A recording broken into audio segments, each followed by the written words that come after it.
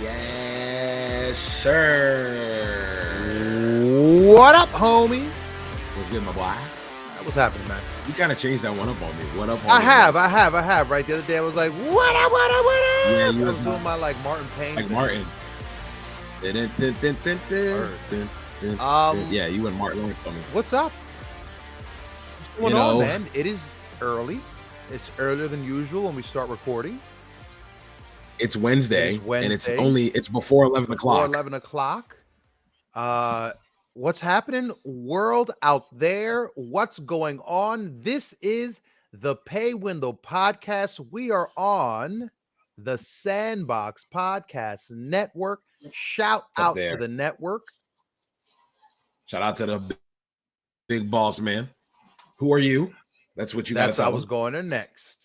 What's going on, y'all? And those y'all who are hearing me, possibly seeing me on YouTube, and those who might possibly listening to us on Apple Podcasts, on Spotify, on Amazon Music, on iHeartRadio, on Radio Public, and Stitcher. What's going on? It is your boy, Vernon Somoza. Yes, manager, sir. Yes. Sometimes wrestling pontificator. Hold on. What's your title with NRG?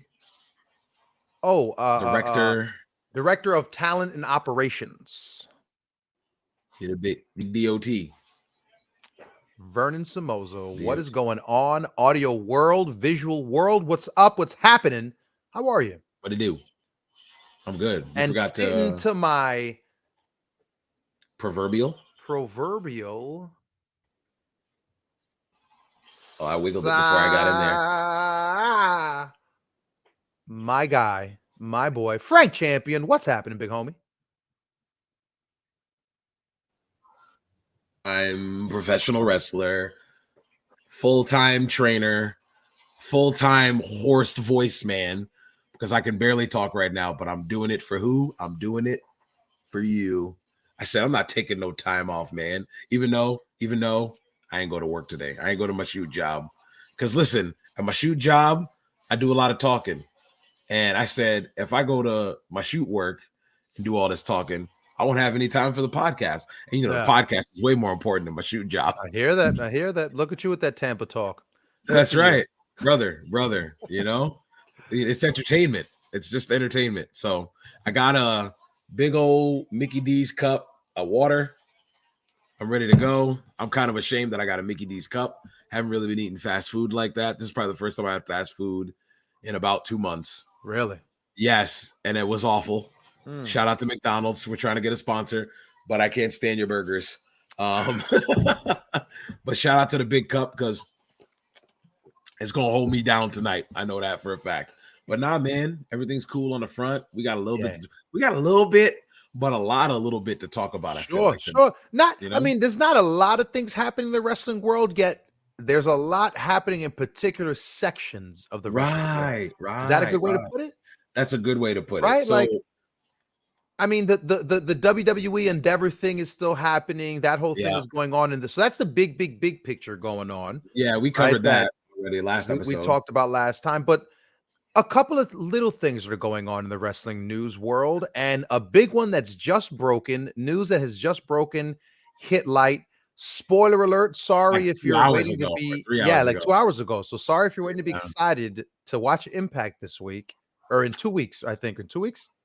If she did the tapings this week, it'll be, I think, 2 weeks. It's like a 2 week delay, I think, but I forget. Yeah, we don't follow it like we did a few episodes ago. But go ahead.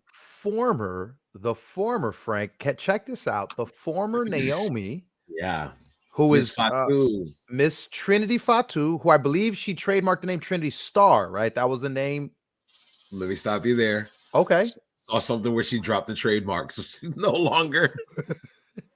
She must have heard our podcast. She heard our podcast, and we were like, yo, listen, don't do it to yourself. That's not. We were like, listen, it sounds like a hub name. Yeah, and somebody was like, you know what? It does sound like a hub name. Cut that. Okay, cool.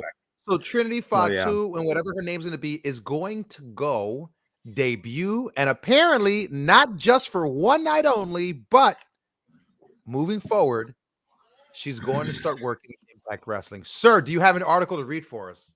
I have an article, and again, I'm going to apologize for the way I sound tonight. I was upset with how I sounded and how I had the podcast have to sound last episode because I lost an audio file. Now I'm apologizing beforehand because of this voice that you're getting. This is a very docile version of me right now because I'm not trying to raise my voice. So I'm going to read from WrestlingInc.com. This is written by Ross W. Berman IV. That sounds like a wrestler. That's not a real name. That is not a real name, Vern. Let's just Wrestling get Inc. right now. That is a gimmick name. I mean, if it's in wrestling news, can't be a lie, can it? Okay, let me ask you a question. Just hypothetical. We're going on a tangent, brother. Why not? Ross W. Berman IV. Give me a gimmick. Go. Ross Berman. Say it again. Fourth. Ross Berman W. Ross W. Berman. Oh, W. Berman the fourth. Okay, so I definitely would give him a gimmick where he is a rich kid. Yeah. He has come from money. Mm-hmm. But here's a twist. Okay, he comes from money. He comes from money. Yeah. But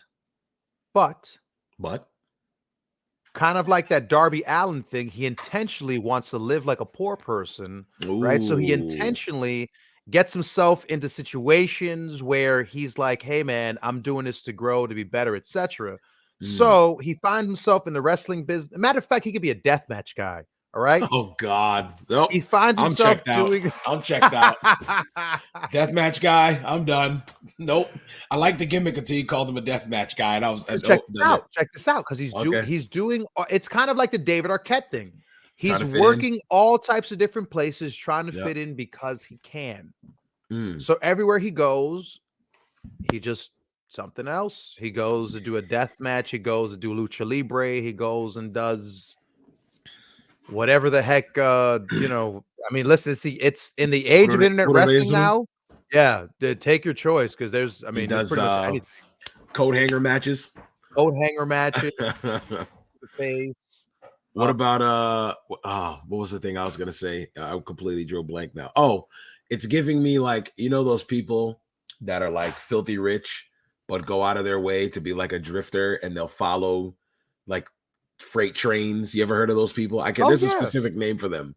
That's what your gimmick sounds like to me. Someone who's intentionally just it's a Cactus Jack with amnesia bit where he's just gonna be just going places doing crazy stuff and just have you being like, why?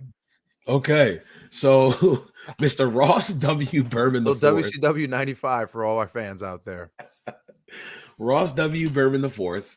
We got this as of today at 6:32 p.m. So this is like fresh 4 hours old. Yeah. Excuse me, I had a burp there. With Mercedes Moné. Oh, I didn't read the beginning. Trinity Fatu, formerly known as Naomi in WWE, reportedly set to make Impact debut. And if you want to know, on my screen, Ice is online on Xbox right now. Just in case you wanted to know. Just popped up. Lingering, daddy. Lingering. With Mercedes Moné making waves in Japan with Stardom and New Japan Pro Wrestling, many have wondered what the future holds for her former WWE Women's Tag Team Championship winning partner, Trinity Fatu, formerly known as Naomi in WWE. PW Insider Elite is reporting that Trinity Fatu will debut for Impact Wrestling during this weekend's taping in Cicero, Illinois, just across the border from Chicago. Impact had been teasing a big surprise for the tapings at Cicero Stadium, and it appears that surprise is Fatu, not set to be just a one-off surprise appearance. The report states that this will mark the start of the former SmackDown Women's Champion's tenure with the promotion. There is no information on the length of her deal with the promotion. The debut will mark her first appearance on a wrestling program since she and Moné walked out of WWE in May 2022, abandoning their women's tag team titles out of frustration over the creative direction of the women's tag division. There had been talk of Fatu joining her husband Jimmy Uso in the popular. Stop. Fatu confirmed late last month on Instagram, we mentioned this, that she was completely finished with WWE. Fatu's partner, Mercedes Moné, debuted in New Japan Pro Wrestling in January Also wrestling for New Japan Pro Wrestling sister promotion, Stardom, as the IWGP Women's Champion. Monet recently lost her title and has demanded a rematch in Long Beach, California, and New Japan Pro Wrestling Resurgence. She recently signed an extension with the companies, which are both owned by Bushiroad. So that is the clip for that. Your thoughts, Vern, on Trinity Fatu joining Impact Wrestling? I think you called this. I think you might have called this. Yep. I think you were like, AEW, ain't it? I don't remember, but I think I said when this is all said and done with, Trinity Fatu is going to end up in All Elite. I mean, excuse me, going to end up at Impact. Yeah, I'm trying to find it now, but you know what this is? Look, I think what she did is noble. I think as someone who understands the notion of ride or die for your friends, no matter what, I get it. I do. But in a world where we're talking about dollars and cents, I'm not gonna lie to you, boss. I would feel some type of way if you were working for the biggest. If you got a deal at Spotify, and then you got me a deal at a local university radio show. I feel you. I would feel some type of way, like, oh, okay, so you'll go get the bag, and I'll get free tacos on staff day, right? Because the way it was perceived, they were in it together. Yes. They mutually made the decision to be like, no, we're not rocking with this. We don't like it. We're out. And based on, remember everything we said before, that it was apparently Sasha was a lot more vocal of the two and was the one who felt they were disrespected, etc. Right? Sasha was the one who made the move, and Trinity supported her, and Trinity was like, all right, I'm out with you. Yeah. Like Trinity walked out with her friend. And her friend walked into major money to do 2 matches so far. 2 matches in Japan. 2 matches, ukulele promo, and a funny laugh. Wasn't there 2 ukulele promos? I thought it was more 2. Than one. Oh, I thought it was, maybe it's the same one then. I thought there was 2. I'm hoping there was only one at this point. Okay. Let me see if I can get the photo of that ukulele promo. Man. Oh, maybe it was just one then. I thought it was 2 of them. It was maybe then this one, that same promo, because boy, oh boy. I don't know how to spell ukulele. Oh my gosh. Yeah, it's like, it seems like heck, the mask she wore was designed by Lindsay Dorado to be just like Black Tiger Mask 2, which is really cool. What a great homage. But so Mercedes gets to go to Japan and dress up and do homages to these characters, etc., these gimmicks of Japan, and Trinity gets just to been work sitting there. Oh my god, I think there was more than one, because I see a white background. Yes. Unless that's just a GIF. Oh my lord, here we go. I'm showing you this.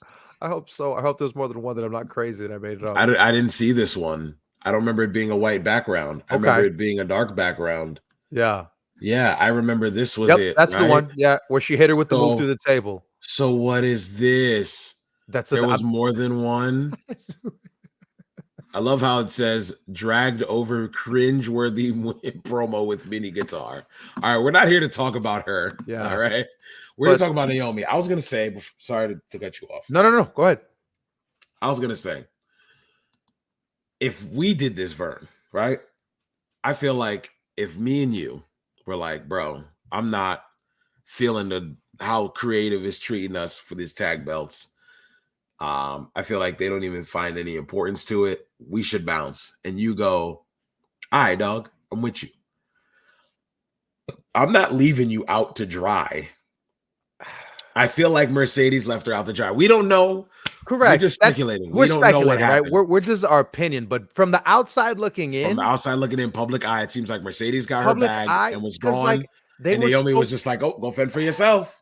But and we talked about it. Remember how like it was like for everything they were connected, and it was like, why together. I'm about to look that up right now. Why are they connected for everything? Just because they were tag partners? Like then IRL, every appearance, every fashion show, every sighting, they were always together. I'm trying to find it right now. And if I remember correctly, they were a team. I'm gonna find another picture here. They were thrown together because it was the request of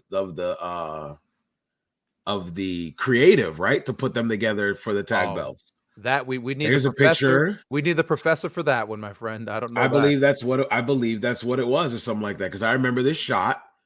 of all that black excellence with the top belts for the women, right? And they were that team because they got put together. If I remember correctly, they were put together. And shout out to Professor because I know he'd know this. They were put together out of nowhere, and it was like, by the way, we're challenging for the titles. I don't even think it was at Mania. Okay, it was like, by the way, we're challenging for the belts. Like it was like a promo they cut after they had their first match together. They win. This was a Mania win at Mania 38. Okay, so it was at Mania. Yeah, it was at Mania. But brother, it was like, oh, by the way, we're challenging for the titles, and you were just like, huh? That's how you're gonna explain them being together.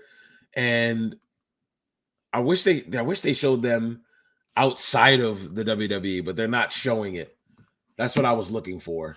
I was hopefully looking for that they had something like that, but I can't. But I mean, because they did fashion stuff. They did like Vogue. I know they had done like Vogue Milan. I just had to put the word. I literally had to put the word red carpet. Okay. I had to put the word red carpet. There we go. And they were always always taking pictures together. They were always doing stuff together. This was at the Mandalorian or something, right? Or no? But even this is a Star Wars movie. Yeah, but even back then, right? It was always like, okay, these are all Sasha's deals that she's bringing her friend with her. Right. Like, yo, I'm going to bring you along to keep you relevant. But it's like, I'm about to do my wrestling thing. Yeah, when Sasha came back to wrestling, she was like, about that? Like, oh, nah, this is what it was. Because we've done this as teenagers, staying at your friend's house for too long. You get hit with that. So I'm kind of tired. What you about to do, bro? What you about to do? I'm about to go to bed, bro. That's what that was. It was like, yo, Naomi, yo, Trinity, what you finna do? Because I'm about to go get this Stardom bag and this Bushi Road bag. Yeah. And they don't want you. Yeah, it's for a singles run, and they don't want a manager. They don't want a valet. They don't want... This isn't for somebody to... Yeah. Hold on. I forgot. I was watching Stardom. Team Glow. They were called Team Glow. Yeah, no. I'm trying to remember what their tag team belts are. This isn't for the Goddess of Stardom Championship. That's their tag belts. Yeah. Goddess of Stardom. Can I tell you, I thought, okay, Sasha lost the belt, and I had read rumors that on the way back, All Elite. This is it. That Sasha had gotten re-signed, that apparently Japan loves Sasha. Mabushi was in love. Manipon was in love with Sasha. Manipon was in love with Sasha. Maros Ogawa. Yep. The Saints that they were loved Sasha. Yeah. So wanted to sign her for more. And allegedly bring the lady on. They were bringing in her friend. Well, and then a day later, here we are. Analysis. It's crazy. It's crazy. And I tell you what I've been reading online, and what it's talk about the basement. What I've been reading is, well, New Japan works with Impact.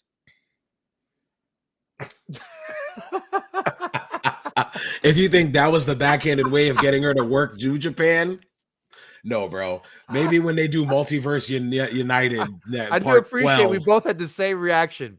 Okay, like, okay, you're right. Yeah, yes, yeah, like right. That. I had the same reaction of I'm not black, I'm OJ. Like, okay, all right, bro. Okay, my boy. So yeah, no, that's all. That's all I had on Naomi. I just wanted to bring it up. Naomi, shout to you, Miss Trinity. Get your money. Get the bag. That's all I'm saying. Loyalty is loyalty, but in this business, loyalty will end you a broke, and loyalty ended you up off TV for umpteenth. Right. How long has it been now? It's probably been a year and a half now, if I'm not mistaken. Yo, your man has got the April bag. Last year, wasn't it? It was April last year. Yeah. It's been a year. Yo, I hope the time you've had away has been helpful, restful, but like, yo, come back to work, get yours. I'm trying to find it now. Because clearly, like you said, Franny, like, oh, it's time for bed. I'm gonna go get that. I'm gonna get that bag now. So yeah, what you about to do? Yeah, what you about to do? Now you need to get your bag. And okay, thank you, sir.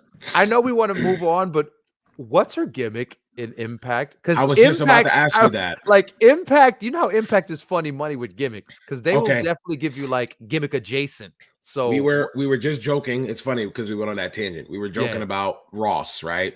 yeah. You called him a deathmatch guy. Checked out. Is she coming in as Trinity? She's just Trinity. That's Trinity. That's Trinity. Yeah. You think she's coming in as Trinity? I said that could just be her I don't name. think they're dropping her last name. They're not going to drop the Fatu. Fatu. Yo, that's got to be NIL for the WWE somehow. That is a Fatu. No way, because Jacob Fatu uses that name. So no Yeah, way. true, true, No true, true, true, way. true. You I, think I, I she's Trinity Fatu though? She's not Trinity Fatu. No way. it'll give you clicks. I mean, if Impact is showing us, they will do some weird stuff for some clicks. I don't know, man. I'm trying to think what else she can come as. Like, Does yeah. she come out to some form of Naomi? Does she come out as some like other just different single Well, name? well, the reverse of Naomi is Imone, so I don't think her name's gonna be Imone. That ain't it. That's not it, bro. I mean, I guess. Imone. It's Imone. Well, she is still the CEO. I am still the CEO. What did she say? I am I still don't the C. know. I forgot what she said when she attacked the girl. I'm still the What her little mini CEO. guitar? No. What are you After gonna the belt, after she do? got the belt taken off of her, whatever she said at the end of the match. I'm I didn't get still that far in the Stardom pay-per-view. I was like half an hour away. I was like, okay, 4 hours is enough. And I was cool. The show was like 6 hours.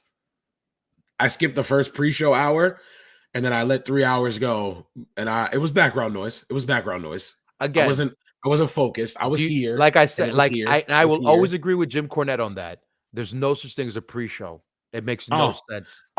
yeah, I skipped all that. It was like a rumble. It was like Hour I feel like I was hour watching long Wrestle pre-show? Kingdom. I felt like I was watching Wrestle Kingdom. How they have the battle royale and then a couple other nonsense matches. That's what they did. And I was like, oh, okay. And I just kept going and going, and it kept playing in the background. And then before I knew it, it was like 4 hours in, and I was like, okay, I don't like Stardom. I'm sorry. I just crushed all the Joshi fans. I don't like Stardom. It has nothing to do with what gender's working. It's nothing like that. But when I see a wrestler do a dive off the top turnbuckle to the floor, and they're surrounded by helpers to brace the fall every time for every dive, even multiple dives in the same match, I check out. I check out. The beauty of a dive is the danger, the risk. There's no risk on landing on 10 people. There's 10 people out there. And two of them are the actual wrestlers in the match. I'm like, okay, all right. I just couldn't do it. I was like, I'm cool. So yeah, that's my take on Stardom. You should watch it sometime, Vern. So here's the thing. I did.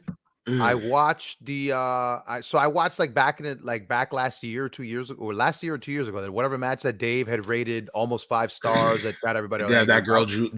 Julia in it, the Italian and Asian Julia and ASM or Starlight Kid. AZM. I think it's AZM, excuse me, AZM. Yeah, AZM, yeah, yeah. Starlight Kid. I Whatever saw the some match of that them. they had, Mhm. like it's like watching a Kenny Omega Okada match, right?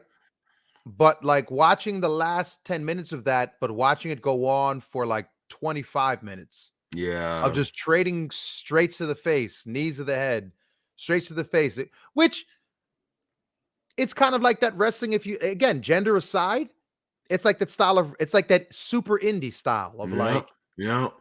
like, like, Just go, go, okay, go, go, go, go, go, go, go. and snap German suplex on the top of your head. Then you hit me, snap German suplex on the turnbuckle. And Then I no snap sell it. And I get up and knee you in the face. And and you knee no me in the sell that. face, And then you and I no sell clothesline that, me. and I And we're clothesline you. down. Fight forever. Fight Okay, forever. so Yeah. Stardom Yeah. has that every show, which is cool. Yeah. But I guess. I mean, if you've seen like two ladies do it at a high rate, it's great, right? But then when you see it again and Another two again ladies and do it. again and And again, another ladies too. Yeah. Yeah. I don't know. I It's can't. like it's like the thing I always get angry at, right? When you're watching an indie show, and it's just like, man, whatever happened to pacing and like building a story throughout the show, that the show itself And has a greater knowing, narrative, yeah, and to knowing not your like spot on the card. correct. Yep, and not And being not trying the to steal the opening show. match has dual Canadian destroyers off the turnbuckles in Yeah, the opening card of the match. yeah. So back to what we were Yeah, back talking to what we were about. saying originally. Naomi, go to Her Stardom or name, something. You her need to do name, something. her Don't. name. We don't know. Yeah. What's she gonna do? So she's gonna immediately be put on a pedestal because Deonna Purrazzo is the champ right now. There's no Mickey James, right? You got Jordan Grace. You got Masha Slamovich. You got what's her name? Giselle Shaw. Oh no. You know what's happening. What? Oh no. Oh, Mickey. Oh no. The second you said her name, I just went, oh no. Oh no. Oh, Mickey Balea. She's gonna beat her. And then I beat everybody. Okay, moving on. Let's head over to Oh my god. Can we mark? We over. gotta mark this. If she comes back and Mickey Balea returns and put she gets the FNZ. first pin on Trinity. Mickey Man. defeats Trinity on Impact. TV or pay-per-view? Doesn't even matter. All right, I just put Doesn't even Mickey matter. defeats Trinity on Impact. Okay. If she can make that happen, she is literally the greatest female worker of all creation. Of all the times. Mildred Burke, time. Step aside. Mickey Great James, Fabulous Moolah, better than step aside. Fabulous Mickey. Is that what we're gonna start calling her?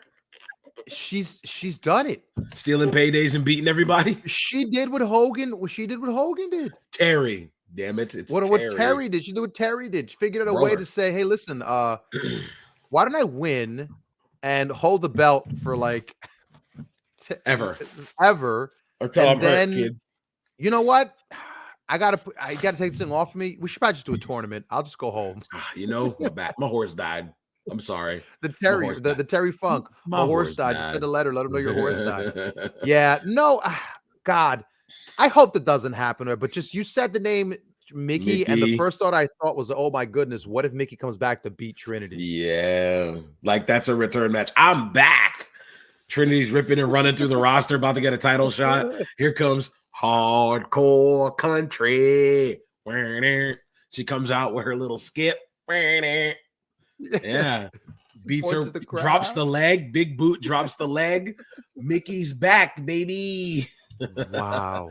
All right, let's move on. Shout out to Naomi. I hope Trinity, everything works out for you. Get the bag. In all seriousness. Get to the money, get the bag. I hope your career is great. And I hope at some point you get back to the E, because that's where you want to go. I mean, you were there. That's where you belong. That's where you belong. Come home. That's where you belong. That was literally her stomping grounds. I'm just going to be honest with you. You don't belong in Impact. You don't belong in MLW. You don't belong in AW. You belong. Come home. She's a Funkadactyl, brother. So come back. All right, let's talk about AEW. Switching gears. AEW. AEW. Lady. All right. So did we get a chance to mention this last show about All In? Yes, we talked about All In. Okay, we talked about All In the stadium. We had a rough idea of the seating arrangement where the pricing we said it would be like from 30 to 500 euros. Pounds. And I brought up the whole thing, the picture from the Rihanna concert about yes. We talked about it. So there was a rumored seating chart that came out, and then somebody has. This is from Wrestling News on Twitter. Oh, boom! The ticket info is right there. I don't even have to go looking for it, sir. So I'm just, this is all live, brother. This is all live. I was like, what's happening? As we know, AEW All In is Sunday, August 27th of this year at Wembley Stadium in London. It's a 90,000 seat venue, right? And we were talking about how it's going to be tough for them to fill it. I think if you fill it up with 30,000, that'd be a good time for them. If they get to 50 or 60,000, I will be shocked. I love that I just saw a shot that they somebody just asked, and a comment somebody asked. Okay, so it says from Wrestling News. I'm just gonna pop the tweet up here. Boom. For the visual, the audio listeners, we got the photo up here of the tweet. And what's on this? What's this picture of here? The tweet is from Wrestling News at Wrestling News Co. It says AEW All In seating chart. Would not be surprised if they saw bias. Would not be surprised if they sell the show out. Ticket info, and it's got a link. This is why I paused from the link. Okay, so and I'm going to show you why I paused. So this is a beautiful seating chart, right? Beautiful seating chart. It's got a big long WWE WrestleMania. Can you see my mouse? Big long WWE style WrestleMania ramp with the ring, and every single seat is available. Is open. Every seat is open. Let me continue with the word allegedly, okay? And I'll show you why in a second. Every seat is available. The one we saw earlier, we saw one from Reddit. It cut off half of this arena. All these seats from my mouse and back, from the west stand to right here, I'd say about right here to the red for an audio listener. Pointing towards the floor section of the stadium, it was all blacked out. Yeah, like they're gonna tarp it off. You're not gonna be able to do that. So I said to myself, okay, that makes a lot more sense because they don't need to fill the entire arena. Well, then this comes out and Wrestling News says this is their actual seating chart. So I said, it says ticket info. I said, all right, let me click and let me see the map on Ticketmaster. This is what I get when I go to Ticketmaster. Vern, explain what you see on your screen. Oh, they took it down. It was up there. So before it was a GIF. It was a GIF. A GIF on. Yeah, there was a GIF instead of being an actual JPEG. It was a GIF file. Yeah, and it was the official file was a GIF file. People were complaining. I was reading jokes about it, but yeah, okay, but they put a GIF of the of that same seating chart, the one that you have there. Yeah, that's it. That was the seating chart I've been seeing all day. That's been the same one they've been reporting on, and that was tweeted out. So they must have taken it down because it was a GIF when you went to the there's website. A general on sale in 8 days, May 5th. Yep. If you pre-registered, you're gonna have it in 5 days at 11 a.m. Well, if you're on the VIP shop pre-sale, that means you buy shirts or something and you get I should probably get that then. No, because we bought shirts from them. We bought the Briscoe shirts. Oh, from PW. Yeah, maybe we'll see, because that's how I got my tickets for NXT Battleground, because I saw it they sent me an email like, hey, by the way, I think I unsubscribed, so I'm not gonna get that email now that I just thought about it, because I didn't want AEW emails. I was all set. But anyway, in 5 days, maybe we'll be able to see the chart. But as of right now, there's no map available for this menu. So to me, this is cap. I'm going to put a cap on it. But here's a question that I saw over here on the side. Can you read that? Are you able to read what that says, Vern? Read that. It says, what side is the hard camera going to be on? Yeah, and then how about wait a minute. How about this one? 1,500 pounds for ringside is insane. Okay, how much is that? So what's that in American money right now?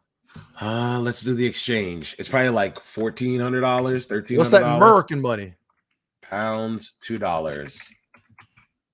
Oh, 2 for 1. I'm sorry. No. We are less valuable. It's $1,800. 1,500 pounds is $1,800. So you want to sit front row at All In at Wembley Stadium? It's $1,800. Almost. Well, that's probably like $2,000 after taxes and everything. That's like a $2,000 seat. According, stadium fees, all that, and you got to pay for parking. Yeah, you're gonna be up to over $2,000. That's if this is correct. This is correct. But even if it's just speculating, it's correct though. $2,000. You think people are shelling out $2,000 plus to sit ringside? It seems like, and let's say according to this is accurate. Can I zoom in on this? No, I can't. Oh, wait. I'm breaking up. I'll call you back.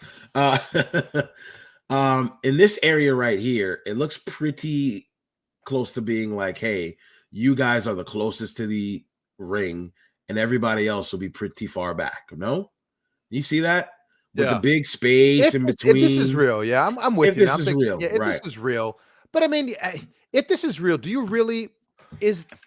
So a lot of the basement comments on this, right, are the exaggerated LFG crowd and this is Tony trying to steal the headlines again and show that he has the gall to book this, which again, considering the amount of money he has, Yeah. who cares? He can lose his shirt here. Won't affect him. He's fine. That's a fact. But oh man, I don't want to do that. do you really think that in his mind, Tony Khan believes this is going to be bigger than SummerSlam? I'm glad you said that, sir. Because Come let's on. look at We let's both look at this know seating. that's the only event. That's the only event we can compare it to. Look at this seating here, okay? Compared to SummerSlam 92. Come on. Compared to this seating. And all lot more all floor seats, it seems the like. AEW positive crowd are saying this show is going to oversell. It's going to beat out SummerSlam 92. Are all of those people who are saying that showing up in the UK and going to watch that show live, or are they going to watch it on pay-per-view? Because that's the only way. That's got to be the only way, brother. I mean, so look, this show's selling out. So here's the thing. I don't think this show can't not sell out, right? Because selling out just means moving a ticket. Right. But do I think it will be sold out to capacity, that it'll be to capacity with people in there? No. There'll be 90,000 people in there? No. No. I don't believe so. We were talking, I think last time we all talked, we said somewhere around 50K. And I was like, I think 50K is I think if they get 50K, that's something they can hang their hat on. Yeah. 100%. You filled more than half of the arena. In all honesty, I hope I can find that seating chart. Which one? Find that seating chart. The Reddit one. Here it is. I wanted to find it quick. I got it. In all honesty, I think they're better off doing this setup. Yeah. Maybe not the stage part with the floor, because this is like, I feel like this is NXT's floor seating. If I were to go to NXT, and check their floor seating out at a regular, that's like a concert, arena. A concert setup too. Yeah, you got stage, you got the ramp, you got the ring, and this looks very like when me and Shay went to. It's an arena in Rhode Island, University of Rhode Island's arena. It's a very small basketball arena. Okay. We sat right here. It was F in the front row, but all the way towards the other side. So when we watched, we had to watch like this because we had to turn our bodies. But it was front row.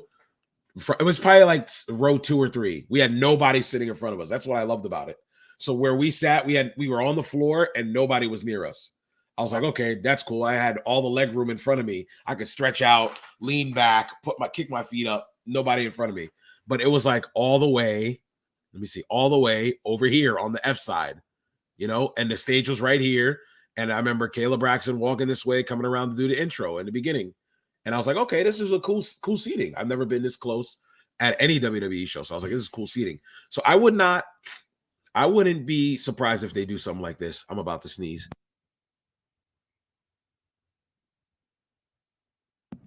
Why'd you have to go radio silent? You couldn't hit me with a bless you? Oh, I was going to hit bless you now once you got back. I'm back. Hit me with it. Bless you. Thank you, sir. Look at me. I'm working under the weather. This is the flu game right here. Call me Michael Jordan. Hey, man. This is a flu game. But no, if they were to do this, I think, and for the audio listeners, it's Wembley Stadium, but with literally half of the arena cut off for any good reason, to be honest. The whole west side is cut off. Right up until the middle of the stadium. I don't think you need any more than that when you're AEW and you're only a 4-year-old company. Yeah. I'm going to say this. I just think that the first map that has everything open, I just think it doesn't account for your lighting. It doesn't account for your stage. It doesn't it's set up in a way that it's like, okay, so that's the only reason I'm like, the only doubt I have with that design is it just like, so does he know what his setup's going to be? His set's going to be because how are you doing every single one? Because like, what about your screens and what about all that stuff? Because you're going to have obstructed views, right? So it's all. We'll see in 5 days or in a week. The next time we do a show, I'm sure we'll update it again because this is probably the biggest thing for AEW right now. They're doing this. And then, is it the biggest thing for AEW? This might be number 2. What's in the world of AEW? Number one in the world is CM Punk news. That's what the number one thing in the world of AEW is. Yes, sir. We're talking about AEW. Right on that segue. All in. We're talking about all in. We're talking about big news in AEW. There's no bigger news than the news that CM Punk has seemingly getting ready planning on, talked about, teased. Okay. I just realized this has been going on for just about a month. A return. Thank you for finishing that. This has been going on What for has? just about a month because remember we didn't mention it because we Yeah. blah whatever. It's March 28th. I'm looking at that. I have a whole CM Punk saga page. It's about 4 pages long right now on Ringside News. One of their headlines say CM Punk really upset people in AEW with his deleted Instagram story. That was March 28th. Up where he said that thing that Dave was It's all a talking work. It's slick all a and work. Jericho was talking slick and yeah. It's all a work. And And he said the then whole Rocky thing and about Rocky 3 with Mox. FTR reunites with CM Punk during WrestleMania week, March 30th.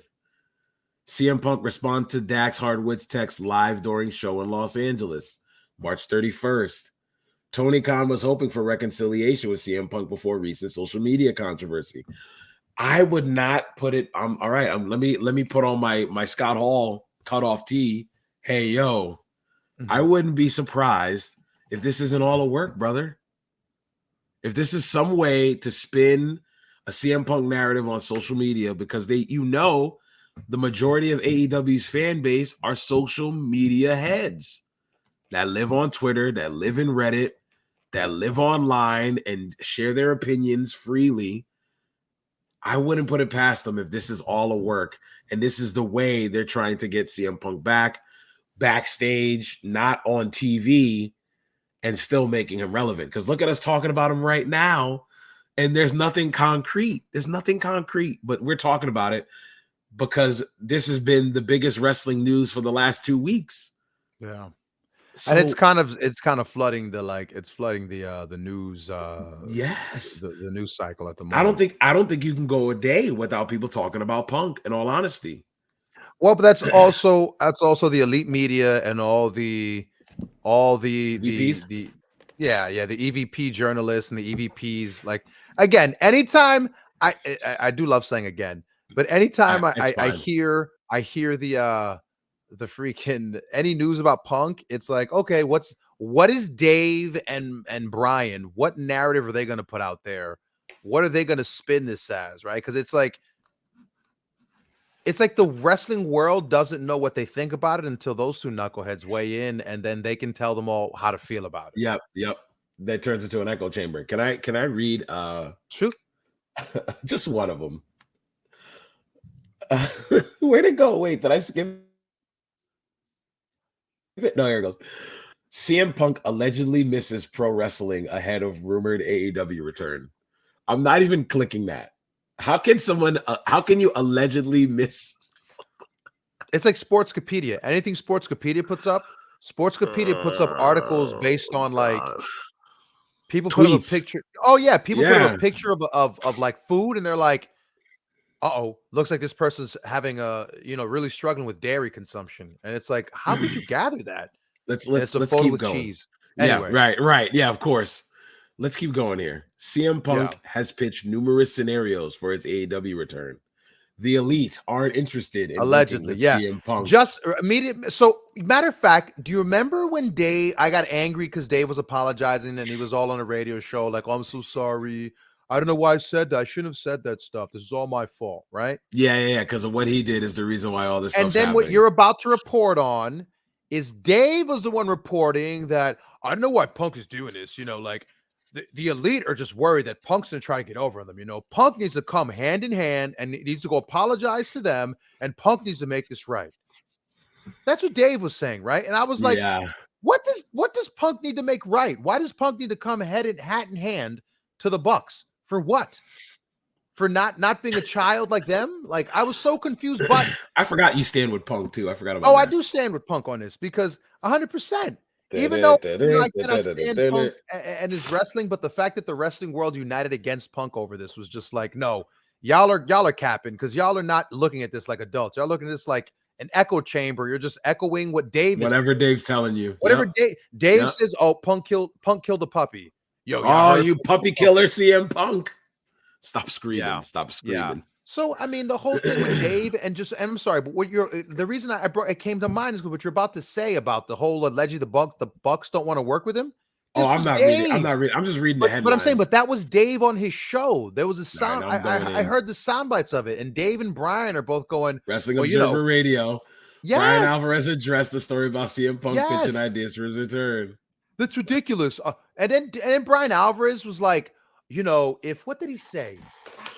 Like he made some analogy, like if at his school, one of his kids got attacked by some other kid, like how would you feel? How would you assure him as a parent that his kids were safe? And I'm like, why are you relating your children being attacked at school to the Pro Young Bucks? wrestling. Yeah, to the Young Bucks. Are you saying that the Young Bucks are like children and they need an adult to come in and step in to save them? Yes, Like that's exactly Brian's what they're saying. analogy was bizarre, but again, and I keep saying, but again, I'm so sorry. I gotta stop that. You keep hearing yourself, huh?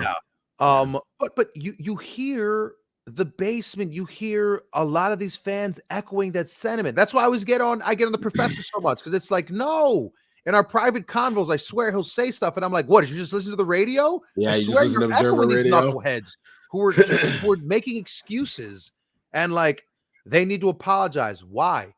Grown men got into a fight. Okay. If grown men don't know how to fight, say that. Say they don't know how to have an argument. They don't know how to fight. But don't start saying, you know what? You need to apologize to make this correct because they're grown adults. They're not children. Like, I guess this would be different for me if we were talking about like 15-year-olds. Yeah, these are grown men. Some of these guys are in their 40s. These dudes got multiple kids. Yes, these Not guys just are fathers. They have multiple children. Yeah. And you telling me y'all got Brandon Cutler sending subtweets. Y'all send Brandon Cutler to do y'all dirty work. But during the live show, y'all are making fun of Punk. Y'all are hurting y'all foots. Y'all are throwing subs off camera. And then when the camera, someone catches you, you drop your hand and you start scratching the back of your head. But what about that one episode of Dynamite when they were doing the 6-man? That's what I'm talking about. That's Chicago. Yeah.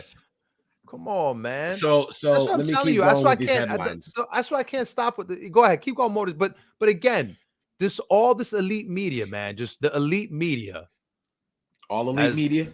Yeah, the all elite media, because you see it. You see it all happening. The Tony Khan, right? Tony Khan comes out of nowhere with his. I'm so glad that we have yet to catch a Tony Stray. I feel like we're due. We caught one when we mentioned he who shouldn't be named, and I'm like, I feel like at some point we're gonna catch a Tony Stray. And he's gonna say, like, I've listened to every one of your episodes, and on episode whatever, at minute number, what have you, you said this, you were wrong. And he's gonna be like, I'd love to be on your show. He's gonna send us an email like, whoa, what? You listen to the pay window? And he's going to tell us, you guys are wrong about that. I'm gonna come on and correct you. Point being, I wish you would put all that energy into something productive. Like good booking? Or like, I don't know. Stop treat. You know what, AEW? I really think I figured this out. You know what AEW went wrong is because AEW has prostituted the work and the shoot to the point that it doesn't make sense anymore. You know what I mean? Like it sounds like a promotion we used to work for. Yeah. Yes. Do you remember back then how angry I used to get because I said do it too much that people nobody doesn't understand it. You start to lose a sense of like, okay, well, what's a story, what's not? So and it's not even for the sake of reality or fiction. It's not for the sake of the show either. It's just for emotion. Emotionally, you start to become numb to it, and you can no longer lose the sense of how do I react to this? Should I be angry at this, or should I just go, oh, it's not even real, so who cares? Don't That's why I'm not surprised that this might be a work. So let me continue. Let me please continue. Yeah. All that to ramble on about just that's fine. I hate this. April 13th, AEW working behind the scenes to secure CM Punk's return. Let me keep going through the headlines. This is the 13th. That was 13 days ago. Let's see. Chris Jericho seemingly claims he isn't willing to work with CM Punk. April 14th. Tony Khan dared to book CM Punk versus Goldberg at All In by Eric Bischoff in the dumbest thing ever. Go ahead. Brandon Cutler's recently deleted tweet accuses CM Punk of gaslighting AEW. Because Brad, that's The Bucks, that's again softies, bunch of terry cloth people, softies. Tay Sending Brandon Mello. Cutler. Go ahead. Tay Mello explodes with profanity-filled post on fan making CM Punk comment. Brandon Cutler hides on Twitter after CM Punk gaslighting comment. The very next day. Oh, sorry, the same day. Tony Khan told him not to let CM Punk infect AEW again. Rumor. Me. Let's elaborate on this. CM Punk to return on AEW's new 2-hour show, Collision. Let's talk about that, huh? Let me read that one, actually. Please, because that's the one that's got the other rumor. Go ahead. I hope it has the other rumor, because it's the other one the bases are talking about. This is from my favorite ringsider. I feel like he's the only article guy. Subhojit Mukherjee. I feel like he hits our show every other week on April 15th. Excuse me. CM Punk hasn't been seen on AEW television since All Out last year, and discussions about his impending return continue to dominate headlines. While many believe he would just be back on AEW Dynamite every week, that may no longer be the case. It appears that he will be returning on a new 2-hour show called AEW Collision. Reports have suggested that AEW is in process of bringing back CM Punk to the company. It was then reported that AEW would somehow get Punk back by having him be the main attraction in their new show. The tentative date for his return was the June 21st edition of AEW Dynamite in Chicago, but that might be changing. Chris Jericho also recently hinted at AEW getting a third television show. The company even previously filed to trademark AEW Collision for entertainment services with the United States PTO, which was believed to be the name of the new show. Reports added that AEW might have to ease the tension among the people who don't like CM Punk, which is why they will be putting him on the new show, which will air every Saturday. While speaking on the Mat Men podcast, Andrew Zarian, I feel like we could get a cameo like that. Andrew Zarian reported that AEW Collision will be premiering in June as a 2-hour program from 8 to 10 on a Saturday. The announcement, give me my 6:05 on TBS, brother, for the announcement for which they will be made next month. Okay, here's the quote. Here's what I understand. This show looks to be starting on June 17th in Chicago, a Saturday night show. I'm hearing it's a 2-hour show from 8 to 10 on Saturdays. They may be preempted some days. I don't know. That's me interjecting based on how these things work. I also believe this is going to be on TNT. Multiple people I spoke to said probably on TNT, so that makes it even harder. Maybe I'm wrong on that date then. Don't hold me to. I heard it was June. What are you going to do on a Saturday show in the same building and then go back on Dynamite? Maybe I'm wrong here. Now I'm very confused by this because I had something different in my notes. I can't believe I'm reading this right now. I'll check on it. Either way, I heard it's June. I heard the announcement's coming in mid-May. I think Punk is being very humble. I know that he really wants to make this work. From what I've been told, I think he realized what an absurd moment this was for them. At the end of the day, he knows the importance of the wrestling business and the success of AEW and how important this is for the entire industry. That was tough to get through. I'm almost done. Tony Khan was also told not to let CM Punk infect AEW again. That was one of the headlines we read. Only time will tell whether CM Punk will come back as the star of AEW Collision in June, as fans have sorely missed the Second City Saint on AEW television. What's your take on... No, we're not doing that. We're not doing that part. I'm kind of upset that I read that, Vern, because that quote was horrible. That quote was just guessing. It was June. My notes might be wrong. I heard it was June. They're going to do an announcement in May. It's going to be called Collision, but they might not run every Saturday. It might be preempted because I don't know. I'm just guessing here. I mean, can I go on a podcast and just be like, that he's guessing? Can I go on a podcast and be like, yo, The Rock's coming back at WrestleMania 40. He's going to work Roman Reigns for the WWE Universal. Can I just do that and people will just believe me? Yeah, because if you're wrong, you just delete it. I pretend you never said it. That's what the elite media does. Can I keep going? Please. Chris Jericho says he doesn't play games amidst beef with CM Punk. Chris Jericho seemingly wants to throw hands with CM Punk ahead of the AEW return. Kenny Omega more open to the idea of working with CM Punk. This is now the 17th. CM Punk's AEW return is essentially... Oh, let me get both of them in there. These are air quotes, audio listeners. Essentially happening. Joey Janela? No, we're not doing that. When CM Punk is expected to make AEW return? This is April 21st. CM Punk was told to not contact Kenny Omega and the Young Bucks. AEW backstage staff not optimistic about Chris Jericho and CM Punk meeting. Vince Russo claims CM Punk is still the babyface in AEW despite controversy.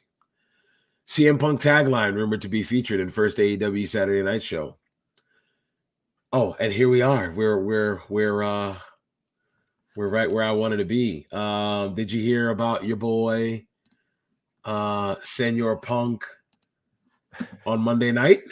Oh, but I did, senor. So my friend CM Punk was is that Allstate Arena they were? Chicago on Monday, right?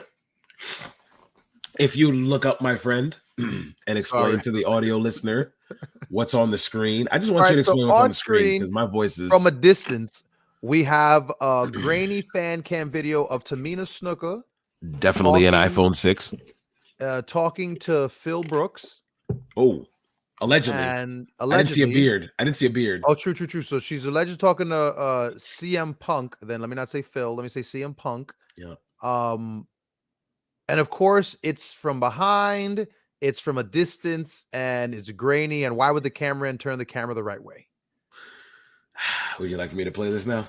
Please. It's only 9 seconds, y'all. So I just got to make sure to put this in the audio version.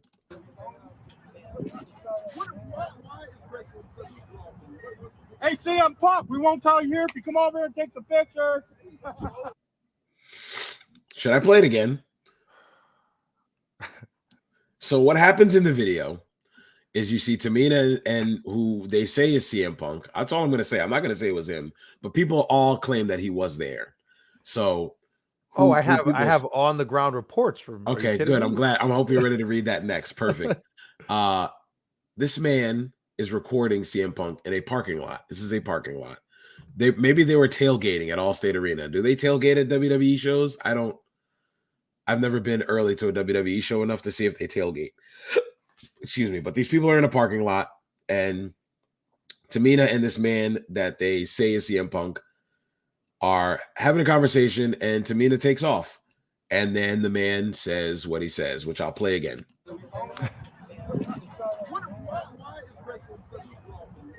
Hey, CM Punk, we won't tell you here if you come over here and take the picture. Yeah, that was real funny, Vern. If you come over here and take some pictures. What do you think about that, Vern? What is your take on that, buddy? On the guy? Yeah, on that and that interaction there. What is your take on that? I mean, so that's literally right, like the thing we all claim of like, don't be that fan. Don't be that guy. That's just weird. Yeah. As I'm sure. So here's the thing. I'm positive that guy probably had his phone in his hand recording. Probably had his phone plugged into a battery pack that he had on his waist. Probably in his fanny pack. In his fanny pack. Probably had a bunch of, was wearing a t-shirt and like. What t-shirt was he wearing? This is at a WWE show. What t-shirt was he wearing? Oh, he was probably wearing either an AW shirt or a CM Punk Ring of Honor shirt because he's a real fan. He probably had he's wearing the CM Punk, the one with the hands that are crossed across the chest like this that have like white and red one. Yeah, they have like a heart on the hand or something. I was gonna say he's probably the old CM Punk shirt. Now I gotta look for it. And that's funny because I'm looking for shirts right now. How's it go on a random? This is, by the way, this is great for radio. Great for the audio listener who has no idea what we're doing right now. But yes, here it is. He's definitely. Let me see if me and you pop up the same exact one because I'm gonna show you what I have popped up right now. Come on, it's taking forever to load. Come on. My God. Why did they make all of these shirts? Oh, my God. Punk had so many shirts. Okay. This is the one that I have up right here. He probably had that shirt on. Oh, no. I think he has on the old school, the one of the Punk hands like this, the two Punk hands with the X's on the hands. Hold on. He's a real fan. He's a real fan. Back when he was the cult of personality. Yeah, he's a real fan. You know what? He probably hold on. You're talking about I found it. You're talking about this one? This one right here with the crossed arms? No. Down towards the bottom row next to Punk. Next to standing Oh right my there. God. With the fists. Oh my God. He's a real fan, bro. Those who know. All right. That shirt right there doesn't have his name on it because those who know. They know. When they see that shirt, they know you're CM Punk fan. Hey, by the way, go get your Heavy Hitters t-shirt on I don't know what site it's on now. Shay still sells them. Oh man, or the other one, the CM Punk rib T-shirt with the heart. That's the those The are heart like the and two. the rib. Yeah, Those that's are what the everybody two has. shirts that whenever I think of CM Punk, I think of the shirt with the hands or the ribs with the heart on it. I thought there was like a Chicago-based one too. I'm trying to remember. That had like the Chicago flag on it. Yeah, trying to yes. remember. It like matched his gear. CM Punk. Was that the one? Is that the one where he's holding the lightning bolt? Or was that the new one? No, that might be this one that I'm. Hold on. I don't remember. Wrestling. I don't remember.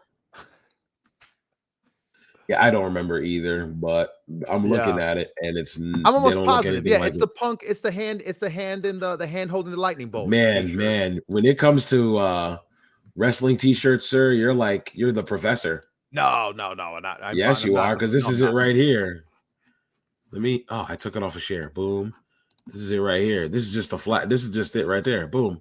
Yeah. That's what you're talking about. Yeah. So when you're talking about. Well, because you use the same logos. That's what I'm saying. That's why I'm just like, when you said Chicago, I was like, the thing with the stupid hand holding it. That's what I'm saying. I could not remember that one.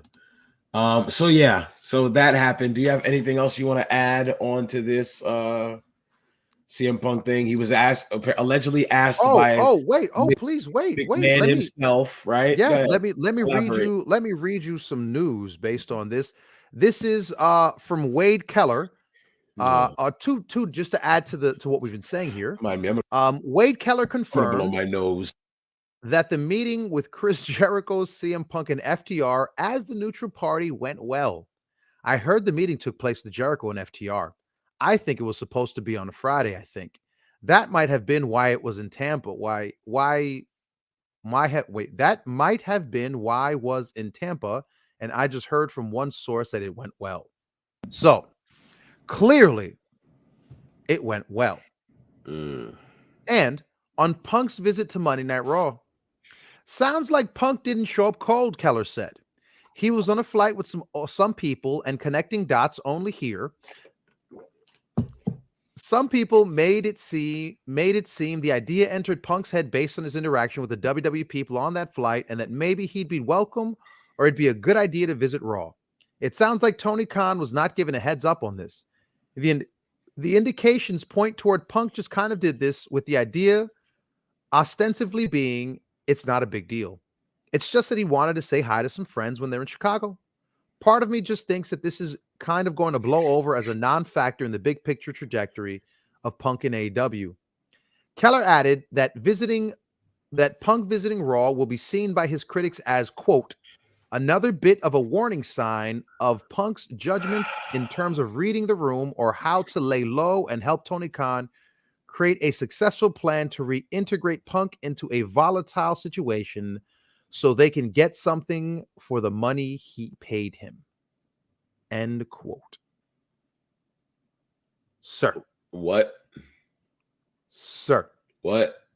That's my response to that. What? Like, what are we even talking about right now, Vern? What are we even talking about right now? Wade, like, what are you saying right now? Like, what are you? That's not news? That wasn't news? That wasn't like he awesome? Said it might not even be a big deal. It's probably just going to blow over. So I even try to make it a big deal by even covering it then. Because I guess as you're wrestling, as an astute wrestling journalist, you must cover all bases of the wrestling world, including this. I believe that he went there to go say hi to some friends. I believe it. He lives in Chicago, right? I believe it. Why not? That's a possibility. He didn't tell Tony Khan about it. Why does he have to? Does he work for Tony Khan still? Is that what they're trying to insinuate? That he still works for Tony Khan and he had to tell him where he was going to be? Well, Fightful reports as well. Similar Oh, God. reports. Yeah, The Fightful. meeting was yay. relatively uneventful, all things considered. Jericho was said to have shouted at Punk following the events of the All Out Media Scrum, with Punk calling Jericho a stooge in a now infamous Instagram story. The outlet noted that sources familiar with the situation claimed it seemed as if the two could end up working together without issue. Jericho wants to work with the hot returning star? Sorry, I fell asleep. Huh? We're still talking Jericho about CM wants Punk and to work Jericho? with the hot returning star. Yeah, Could you no, imagine what? no, not Jericho. But also pointed towards Punk recent history as well as Jericho's long-term history of welcoming confrontation. Can I tell you something? Like we just said, if you prostitute the shoot and the work long enough, nothing's a work, nothing's a shoot. It's just a mess. It's just a pile of crap laying on the floor with And nobody. That's what this feels like. Without This a feels shovel. like nonsense. Yeah, this is now that we've dove into all of this. The name of this episode is going to be called "Everybody Loves Punk" because it seems like everybody wants to talk about him and put him in good graces now. Jericho's okay with him and all this stuff, allegedly. To me, I still don't care. If they do have a Saturday show called Collision, cool. They got another TV show for all these roster members that they have. I mean, Jesus, they need all the shows. With Arn Anderson cut a promo tonight, and he said there's 150 AEW wrestlers. I believe it. I believe there's 150 contracted AEW wrestlers, and that's enough for 3 shows with 50 people on each show. So Dynamite, Ring of Honor, Dark, Collision, whatever you want to call it. Okay, pump out all the shows you want to pump out. If you're gonna have CM Punk as the flagship guy, okay, that's cool. You know he's your big money maker. You had your biggest draw, whatever. Throw him on your all-in pay-per-view. Try to fill out Wembley, sure, whatever. But at this point in time, now that I've heard all of this and I read all of this, I don't care. And I think it's because the dirt sheets are dragging it. That's what I should call this episode this week. Dirt sheets are dragging it. It's really not that serious.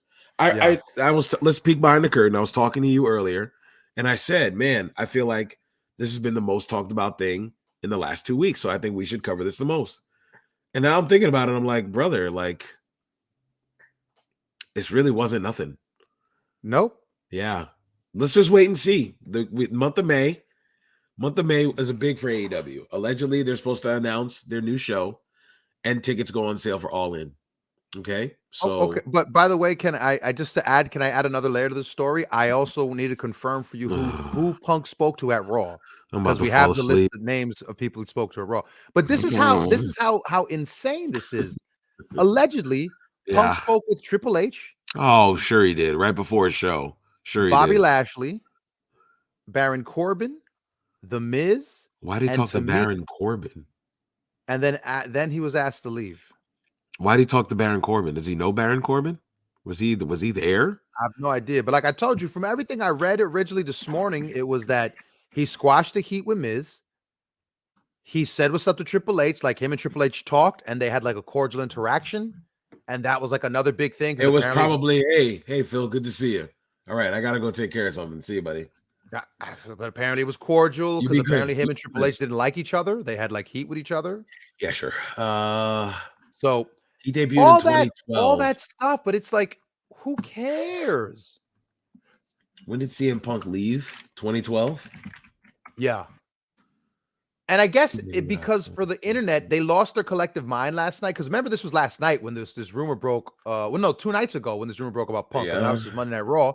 And immediately everyone was like, oh my God, does that mean Punk's coming back to Raw? Does that mean people thought he was coming back? Oh, bro. With Impact, Dynamite, excuse me. Impact. Yeah. Okay, chill out. Look, you know what? All this point being, chill out, wrestling world. Relax. The guy stopped by to see his friends, right? Yep. Vinnie Mac was probably like, yo, all right, it's cool. You said hi to your people, but be out now. You got to go because you're made to make it hot. You're going to make it hot if you're here. We don't need that controversy. We got this sale going down. You're not messing up my $9 billion bag.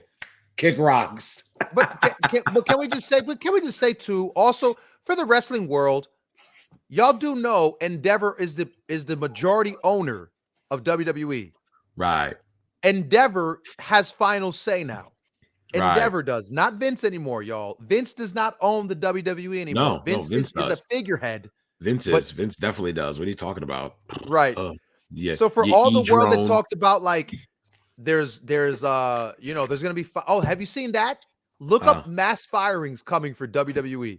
There's mass firings coming. People are predicting mass firings coming for WWE. WWE, no, that was January. First For mass not firings, firings. layoffs. Yeah, people are predicting layoffs, right? Like, oh my God, big layoffs. But I'm like, yo, Why? They just because signed a there's a big giant deal. merger. There's a giant merger. You have two companies being put together. Of course, there's going to be layoffs. It's business. I just see. Oh, Endeavor COO hints at WWE layoffs coming. Oh, God, I'm not reading this. That can I tell you that little story? Holy cow, did that get traction? But it's like it's obvious. Executive it's business. people. Yes. Anything from HR to finance to legal to communications, and doesn't say anything about the entertainment side.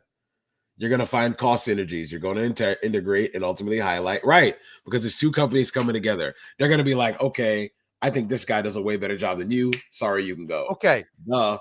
Why is that news? Why is that news? I'm getting fired up, Vern. Stop. I don't have the voice for it. I don't have the voice for it. Because why is that news, though? Why in the world is that freaking news, bro? Oh, my God. My sick throat can't handle this, bro. So point being, so not to fire you up, all right, because I got more stuff for you of just don't random get the captain stuff hot. Don't get the captain hot, brother. Okay. So point being, internet world, who cares? The Punk thing, he was there to see his friends. It's not news. Slow down, relax yourself. I know him being on the show, okay, great, but like you said, it feels like it's a work, and if it's not a work, who cares? Who can tell the difference anymore? Right. Everything in AEW is a work. It's a shoot. It's real. It's fake. It's whatever. Yeah. So all right, can we move on? Let's. All right. AEW. Punk, by the way, AEW. Have fun. I can't stand the fact that we used to get fired up, have fun talking about you guys, but now every show's just like more confusing or just a letdown or just like, or you don't even pay attention, right? Like you and I were watching Dynamite together, and then like halfway through it, we stopped watching Dynamite and we both started talking about something else. We were like, oh, wait, is Dynamite still on? And we went back. We were both literally watching it live together and we started talking about something else. And it was like, let's just shut the wrestling off for a little bit so we can talk. To think a company has that much money and they cannot put on good professional wrestling on a consistent basis. Not even good, decent, halfway decent professional wrestling on a weekly basis. It's frustrating. But at this point, I think my frustration level reached a peak, and it just went from frustration to it is what it is. It's AEW. It's not gonna get any better. They're gonna have to prove me wrong. So I think that's why I went from like, okay, I don't care anymore. I don't care. It's like AEW has moved into the Impact space for me of like, if they do something cool, like, I'll watch the replay. And like Franny will tell me like, oh, go watch that. I watch the replay. Cool. I'll skip through it and go like, okay, Franny, I saw it. Right. Did you watch the whole show? No, I did not watch. I only saw not at all. I only saw that one segment. I saw that one segment. I did not. I told you to watch Joe Hendry. I watched Joe Hendry. Okay, don't ask me to watch the whole card. Yeah. I'm not a masochist like you are. Yeah. Okay. Like it's it's weirdly become like you watch a show like tonight's show. I can't even give you anything memorable that happened. Yeah. And I watched it from 8:10 on. Okay, I watched it from like 8:40 on. And I watched from 8:10 on. Orange Cassidy put shades on Bandito after their match. And then they had a promo. I didn't know they had a match. Okay. They started the show and there was a promo and he went up to Renee and said, hey, are you going to talk to us about blah, blah, blah, blah, blah? And she goes, no, actually, I was blah, blah, blah, blah, blah, blah. And he just went, okay, and walked off. And then Bandito went up to the mic and went, okay, and walked off. I see, just explaining that, I'm all set. Moving on. Let's head to the WWE, shall we? Yeah, man, let's. I think these kind of go hand in hand, but I'll mention the first thing. This was announced a while ago, but this is happening in the next 4 minutes. the day after on Friday. Yeah. The WWE Draft. Let me take our banner off real quick, our little ticker, so it can be seen. Yeah, man, this is exciting. SmackDown. It starts on SmackDown. The WWE Draft. Now, before we continue about what's it about, what are your whoops? What am I doing here? Okay, what are your thoughts on the actual draft? Like, what do you think of when you think of the WWE Draft? What are your thoughts on it? I remember like the first. I feel like I remember the first draft. Maybe I feel like I remember like during Rock the was the GM number one pick, era. wasn't he? It was Flair and McMahon. Okay, yes. So I do remember when they had the GMs. Like I feel like I remember like dipping in and out of wrestling. Then like I would occasionally be able to catch something if someone had it on or something like that. They called it a draft lottery. Oh my gosh, look at this thing, man! Moment of history. Where's the professor when you need him? Moment in history. There was one time when Kelly was selected number one. There you go. WWF Draft. Yeah. This was the wow. I feel like this sounds familiar in some way, right? Like, yeah, because this was towards the tail end. Yeah. WWE, So I feel like I remember this. The first brand split. This was introduced by Linda, if I'm not mistaken, that there was going to be a brand split, and Vince had Raw, and Flair had SmackDown, and they each announced their picks at their own podium. Yep. And yeah, it's crazy to think. Honestly, I think it's why not? I think it's a new era. You know what? Endeavor being at the helm. Yeah. Sidebar conversation real quick. Can I sidebar you for a second? Sure. Let's head on that tangent. Endeavor owns them, right? Yeah.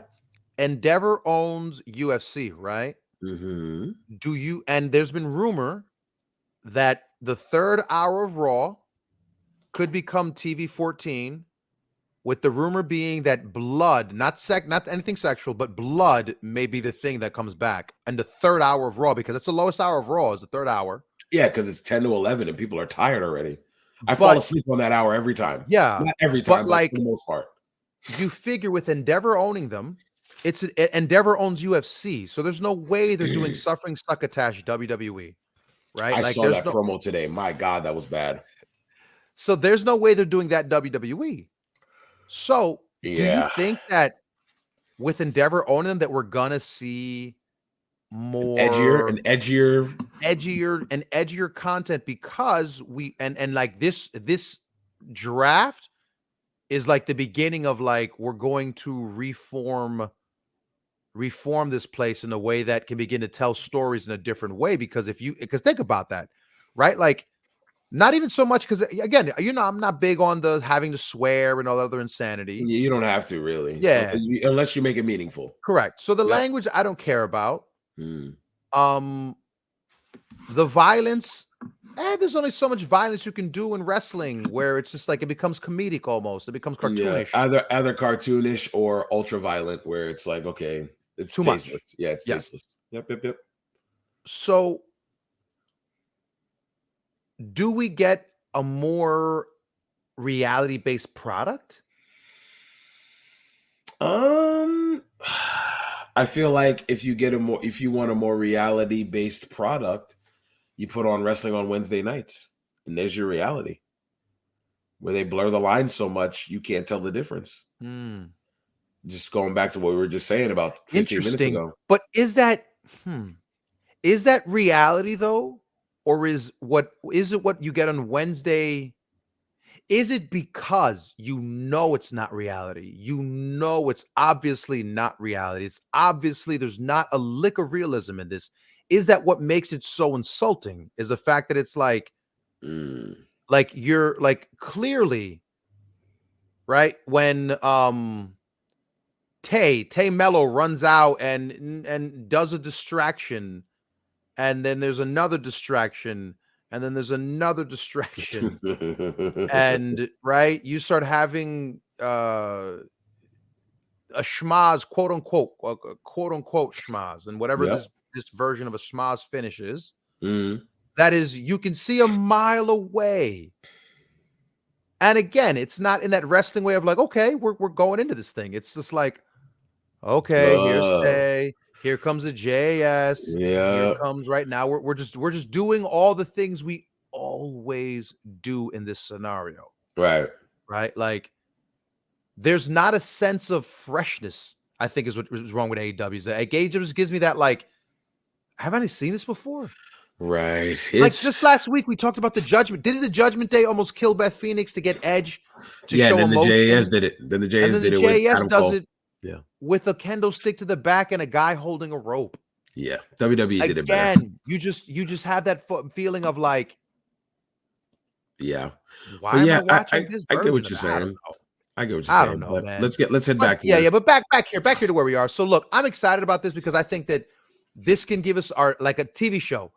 Yeah. This is our season reboot. This is our new stories. And you know what?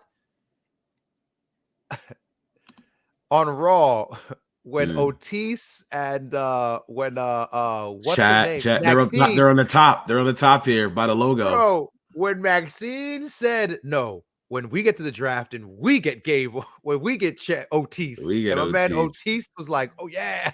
When Otis said out the little "oh yeah," and Gable's face was like, "Yo," I was like, "Huh, that's interesting." So Corey Graves, Monday night. Corey Graves like, this might be the last night we see the Street Profits together. Street Profits as a team, and I'm like, man, that wait, sucks. But I know, but like, do you think they're going to draft? So they're not drafting teams; they're drafting individuals. Is it dealer's choice? So I don't know how many drafts you've watched. Okay, I haven't watched many, so please you can do it. Anything goes in a draft. So one team can get drafted. So the models can all get drafted together, but Montez Ford can get drafted alone. That happens. You don't just by default have to pick a team. You don't have to. But you can pick a team if you wanted to. It's a crapshoot. So because I remember Ric Flair picked the NWO, so that's what I'm saying. Like I remember Flair picked the NWO. Right, but then there's other drafts where you've seen it where guys get split up. I can't think of any on the top of my head, but there's times where guys get split up. It happens. I'm trying to think of one of the classic ones of like a tag team that got split up, and they were like, because they used to have all the guys in the back. That's what I'm trying to think of. And the thing is, they used to always say the professor. By the way, the professor is yelling at the radio right now. He's yelling names of both of us. Like, you idiots! How do you remember? You lapsed idiots! You're all idiots. That's what he's saying right now. You're all idiots. Every single one of you. You guys are all idiots. It was this guy. You meatballs. We're gonna get texts. Well, I guess the Dudleys. Did the Dudleys get broken up? Did the Hardys get broken up? Dudleys okay, there we go. I think that's how you got Brother Devon and then Bully. There we go. Bubble by himself. See, Professor, shout out to me. I got that one. Holla at me. 2 points. But no, what I like, it's a way to shake up the team, the brands. You want to do brands? I get it. I mean, look at the amount of people on these rosters. And these are all guys that are on main roster TV right now. This is not showing anybody from NXT who is guaranteed to get called up. Oh, yeah. We have our list ready. Just to recap, I said Braun Breaker's coming up, Pretty Deadly's coming up, Gigi Dolan's coming up, Roxanne Perez coming up, Grayson Wallace coming up. You just said Braun Breaker and Zoe Stark. I know I kind of shot for the moon with mine because I don't think Roxanne will go up. Based on what I saw, I've seen a rumor online. I'm gonna throw a spoiler out there. Rumor online says, so remember the main event of Stand and Deliver, just spoiler alert, main event Stand and Deliver with what happened in the main event? Braun and Carmelo? No, the main on not Stand and Deliver, I'm sorry, of Spring Breaker. I apologize. The main event was Indy Hartwell. Remember how Indy got, again, spoiler, Indy got hurt? Yeah, Indy got shoot hurt when they all the weight landed on her leg and it bent backwards. Yes. Apparently, is it? Wait, actually, am I wrong? Let me double check the name before I say this out loud. It's either Tiffany Stratton or Roxanne Perez, whoever you're talking about. No, I know. Wait, I'm trying to think of. I know this is a flattering visual for everybody watching. Yeah, I know, right? You're watching me scroll my phone. As I'm digging in my nose with my 14th napkin today. Like I said, it's just a constant run, and I'm just stopping it. I'm stopping the faucet. I would just stick this up my nose, but it wouldn't be flattering. Dang it! Who the heck was it? It was someone else who was just rumored today is getting called up. Is it a lady? It Because is I a could just lady. start ringing them off. Okay, Oh, so excuse me, Roxanne. Cora Jade. Yeah, that's what I want to make sure I said. It was Oh, Cora Jade. but she won over. She beat Lyra Valkyria. She beat Yeah, her. but apparently PWI Elite reports WWE management was really high on Cora Jade after her match with Nikki Cross following main event. It'll air Oh, this Thursday. The reports added there's some who felt she'd got herself in the race for the call-up possibility. okay. I mean, what has she been doing? What has she been doing on NXT TV after the Roxanne thing? Nothing really.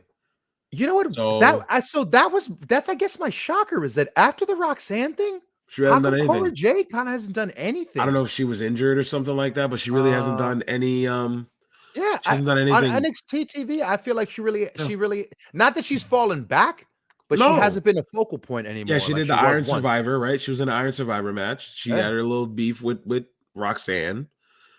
But that's kind of Um, it, though. I feel like her and Roxanne, like that's the story. so Outside you of her want and to do you want to Roxanne, add Cora Jade instead of Zoe Stark, or you want to keep her on there? What do you want to do? why just throw Cora Jade? And actually, no, because I just still don't see. I don't see. Yeah, why not? Because I don't see Cora Jade. What does she have anything to do with why not? I don't blame you. I don't think Roxanne's going. I'm going to take Roxanne and Gigi off because Gigi and JC are still feuding. I could see Braun, Pretty Deadly, They got to and Grayson rehab. They Waller. got to rehab her. They got to rehab the two of them. Gigi and JC. I'm They got to telling you, rehab them. if Mandy Rose was still there to this So day, she would have lost her belt recently, and Nate, the three of them would be on the way up. big right brain, big Yep. brain. Why doesn't BBE, she Big come Brain back? Energy. Why doesn't she come back? Oh, Endeavor owns because them. Endeavor owns them. Why does she come back? Endeavor owns them. Andy, what's her site again? I know, but no, I know that. But what I'm saying is, with Endeavor owning them, though, I don't see why that's a problem anymore. I don't remember. Well, You feel me? remember, Like, it's not still this, the WWE though. You got to remember that. Not everything is just going to go to the Endeavor side. And WWE still has their people. But they're not the major owners anymore. That's what I I'm saying. Is that understand like that. I that's the only understand that, reason I but said is it's like I don't think he's trying to impose the owner. Ari is not trying to be like, I am the puppet master. What I say goes. Got It's you. like, okay, these dudes know what they're doing because they've been doing it for so long. I'm gonna let them do their thing. I think that's how I'm looking at it. But I guess I just see like it's even like with the ratings, right? Like things are changing now, right? Like things are different now. I don't know. What is it called? Fan time, right? There we go. I can Our remember fan it. page. Yes. I'll tell you why she's not coming back because How much is it today? today it's $7.99 for a month. It's $40.74 for 6 months, or a whopping $76.70 for 12 months. Yeah. What was it last time? 30. It was a straight 30. No, I don't 30. know, bro. Man, It changes price all the that- time. It was $2. No, it was $2 one time. There was one time it was $2. Remember, because we recorded one time, it was $2, and I showed you. I think it was so. $2. Yeah. Wow. Anyway, so Yeah. draft, I'm excited for it, man. I'm excited for it. I think it could be a good time. Yeah, I think it's And perfect Braun. to shake up. Yeah, it's time for Braun to come up. Here, I want to talk about that Spring Breakers store so bad. That Braun. Oh, I bet God. I'll say none of the draft stuff goes into effect until after they come back from Saudi. Yeah, I think so too. When they have their W segue. When they come back and they have their brand new WWE World Heavyweight Champion, Vern. Vern. We have a new title in the WWE. Yeah. And it is the WWE. This is a blurry picture of it. This is ripped straight from video, but we're going to play the audio of Triple H announcing this belt. It is the WWE World Heavyweight title. First impressions. Actually, you know what? Before you go into that, let me pop this up. Let me get this going so we can listen to our guy, Papa H, Mr. Levesque, talk about good thing it's a black screen right now. Because we can't. I was to say, I was like, we can't. Okay, we can't. you're really just trying to get us. Yeah, we're done. I've been like, see you in 3 minutes. Thanks. Let me just make sure you can hear it. You can hear it, right? Hold on. Yep. Okay. I'm gonna start it over. And here we go. The undisputed WWE Universal Champion, who is coming up on 1,000 days as champion.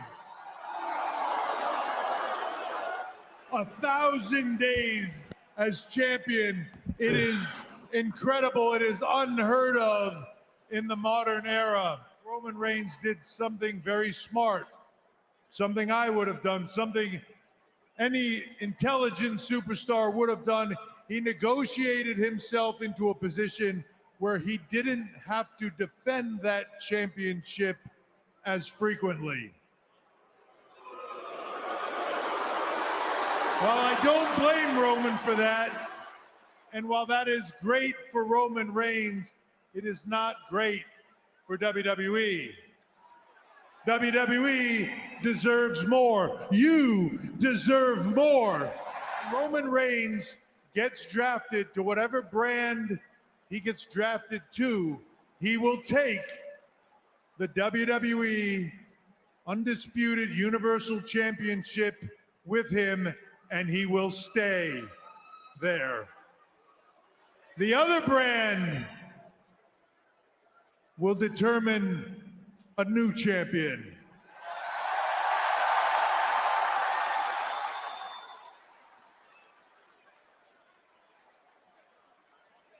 On Saturday, May 27th, at Night of Champions, we will crown a new World Heavyweight Champion.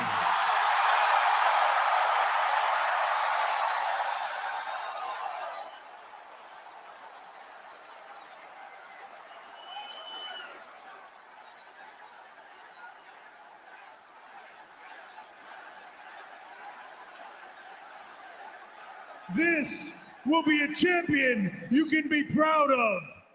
This will be a champion you can respect, that you can admire. This will be a champion that will defend this championship anywhere, any place, anytime, all over the world. This champion will not have to demand your acknowledgement. This champion will earn your acknowledgement and will earn the title of World Heavyweight Champion. Thank you.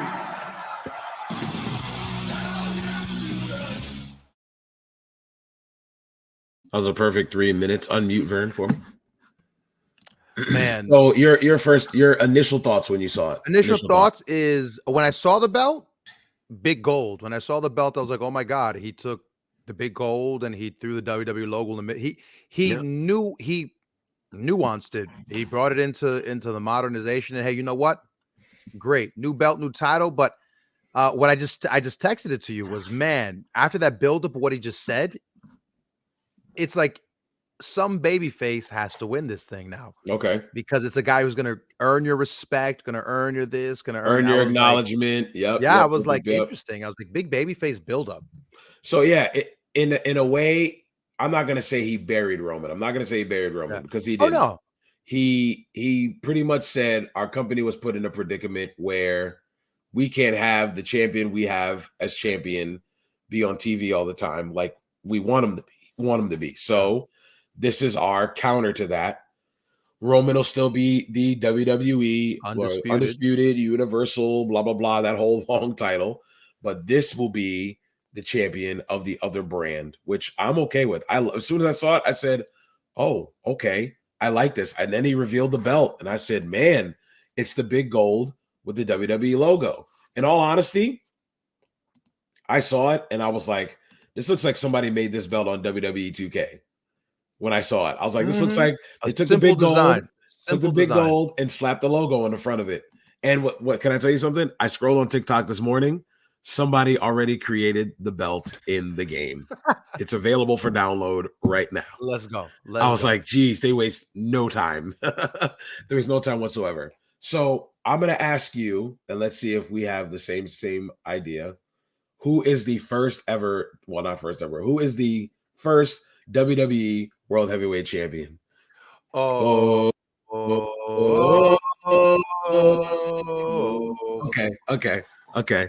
All right, we're gonna burn it down. I figured it was Seth. Me and you thought the same thing. If it's not Seth, then who? It can't be Cody, right? No. Cody has to slay the beast. He has to beat Roman. going to the draft talk, I'm thinking Roman is going to stay on SmackDown because Roman's on the bigger show. Yep. So Roman's Cody on is on SmackDown because Cody has to chase Roman. Cody has to chase Roman. Correct. Yes. Yes. So Seth is on Raw. It's either Seth or Lashley. I don't want, because it's got to be a big baby face. It's got to be a big baby face. And I don't hate that idea of Lashley. I'm gonna say it doesn't have to be a big baby face, but but the way he built it up, considering what you pointed out and you just texted me, it does make sense because think about it. For 1,000 days, almost 1,000 days, we've had this dominant heel champion. And don't get me wrong, we've sung his praises from the beginning. Roman has done a fantastic job as WWE Undisputed Heavyweight Universal of the world, of the whole universe champion. He's done an amazing job. But this is a perfect way to get behind a babyface that has not had the recognition at all or in a very long time. And I could see Seth versus anybody, in all honesty. Seth versus Theory. What if it was Seth versus Theory? What if Lashley wins? Lashley wins this US title coming up here. We're going to talk about Backlash in a little bit. But what if he wins it here at Backlash? Then we had the Night of Champions in May 27th. And we have Theory versus Rollins after some way they get there, tournament or whatever. But what if that happens? You can get Seth versus Theory. That would be a match and a half, though. Theory and Rollins for the title, and they just let him go off. Yeah, I mean, it was good for the US title. All day. Why not put it on a richer prize? All day. So I could see Seth going over. I can't see any other babyface right now you putting the title on. I couldn't see Riddle, not enough momentum anymore. He had it. It went away when he got suspended. AJ Styles isn't there no more. AJ's hurt. Hopefully, I don't know how long AJ's coming back. There's no timeline, it seems like. Yeah. So, and again, main event talent. Let's look at this. Let's look at Drew, see, but is that where you draft a Drew? You draft okay, Drew. Yeah, Drew's a guy you can put there. Sheamus. I want to see Sheamus defeat Gunther, in all honesty. Yo, here's a big brain moment. Okay. I know you're gonna say no, but LA Knight. Not yet. Not win the belt, but give him at least to the like round a Seth versus LA. Yeah. Okay. Yeah. Like Seth. Okay. Let's play fantasy booker. Let's play fantasy booker. Sure. Let's do this because it sounds like you were about to. Yeah. So let's play fantasy booker. Let's say there's a tournament. Let's say there's an 8-man tournament. You got to qualify. We won't do the qualifying rounds, which would be 16. So give me 8 guys for the world heavyweight. I'm gonna pop this. I'm gonna pop the brand up. I mean the draft up. Let's see. World heavyweight 8 title guys tourney. based on Raw. 8 guys, period. That's on this list. Okay. You give me 4, I'll give you 4. You give me 1, I'll give you 1. So we said Seth, right? Yeah. And we said Austin Theory. Gonna be the Seth Austin Theory. Okay. That's 2. So give me 1, I'll give you another one. Go ahead. Another one, Lashley. Okay. I'll give you Drew McIntyre. Okay. LA Knight. LA Knight. This is where it gets tricky now.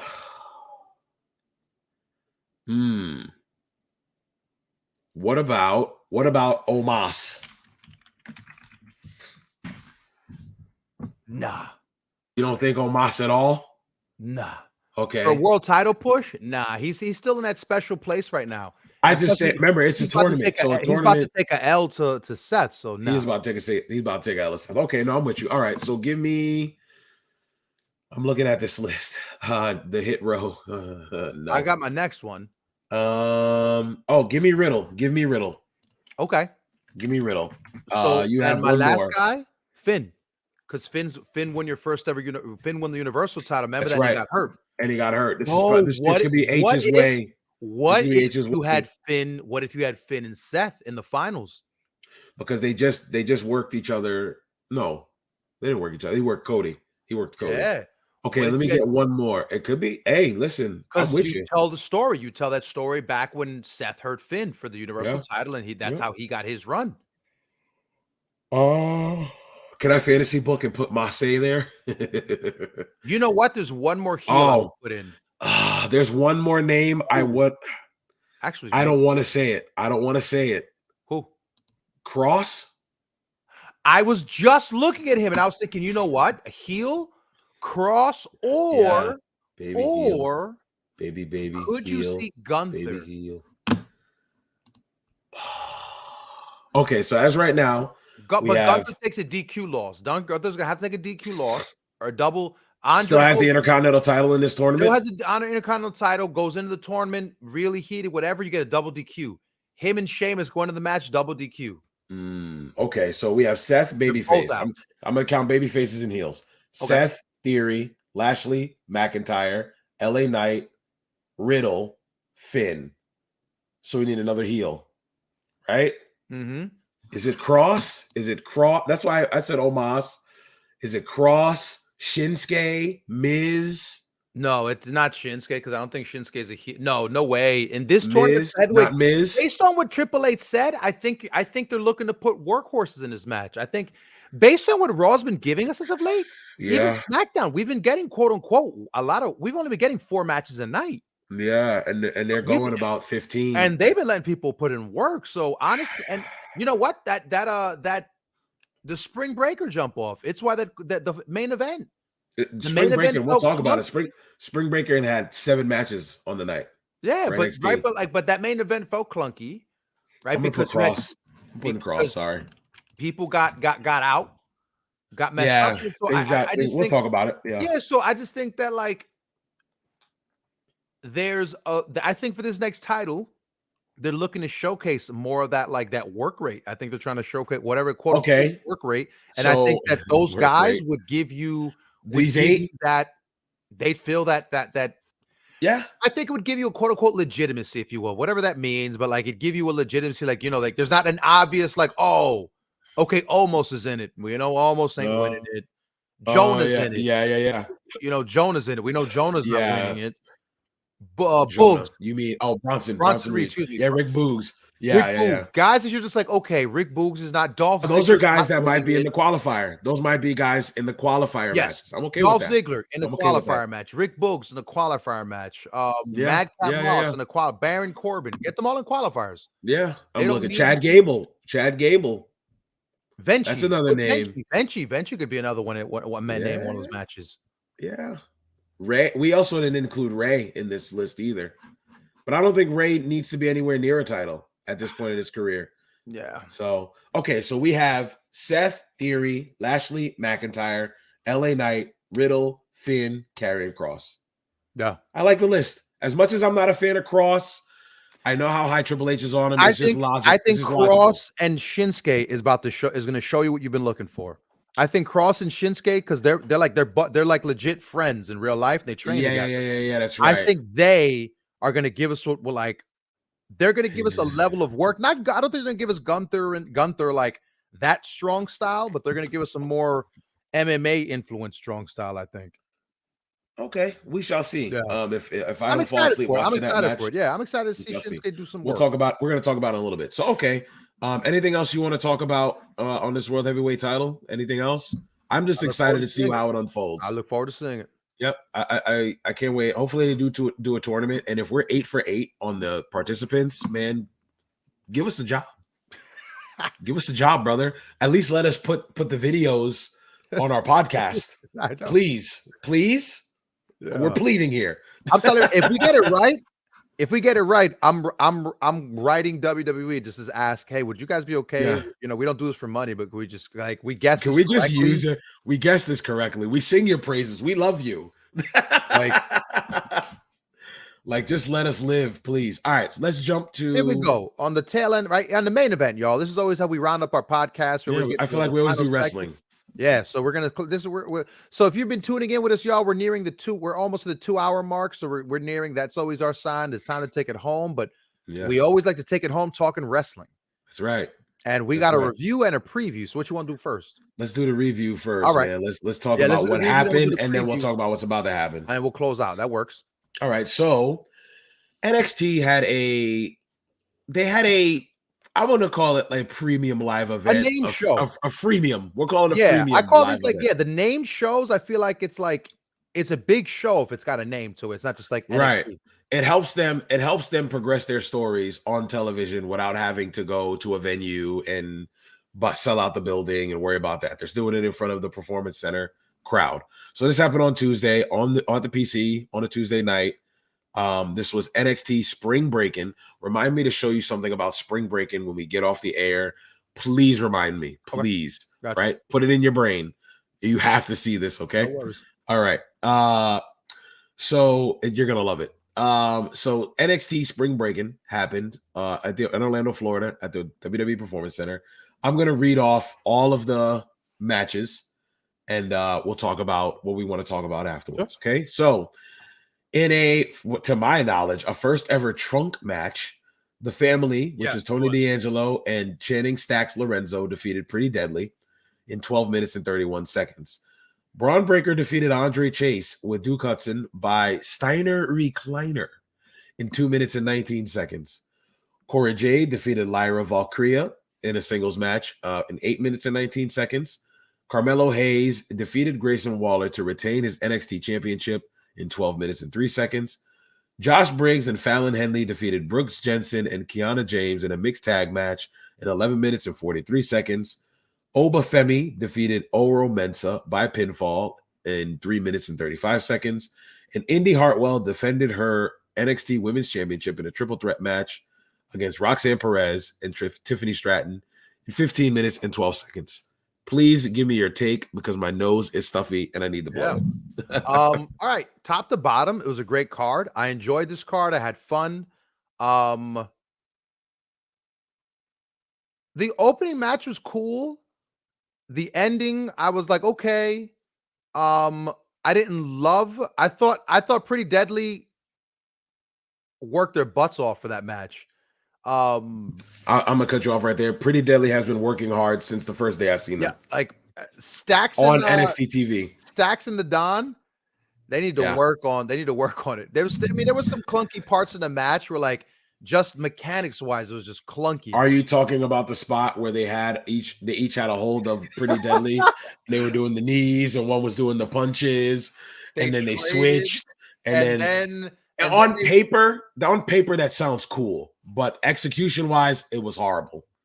I did not like it at all. Following move or when Stacks got hooked in the corner with his one leg and he just stood there going yeah. And then after they beat up the Big Don, then he just fell and he stood up. Yeah. And he came out the corner and he took this exaggeratedly big, wild swing. And like, it was like, what? It had some rough spots, but I did like the finish. The finish was solid. Like the finish with the table, throwing him into the trunk. Yeah. Very, very good. And that's what matters in the end, the finish.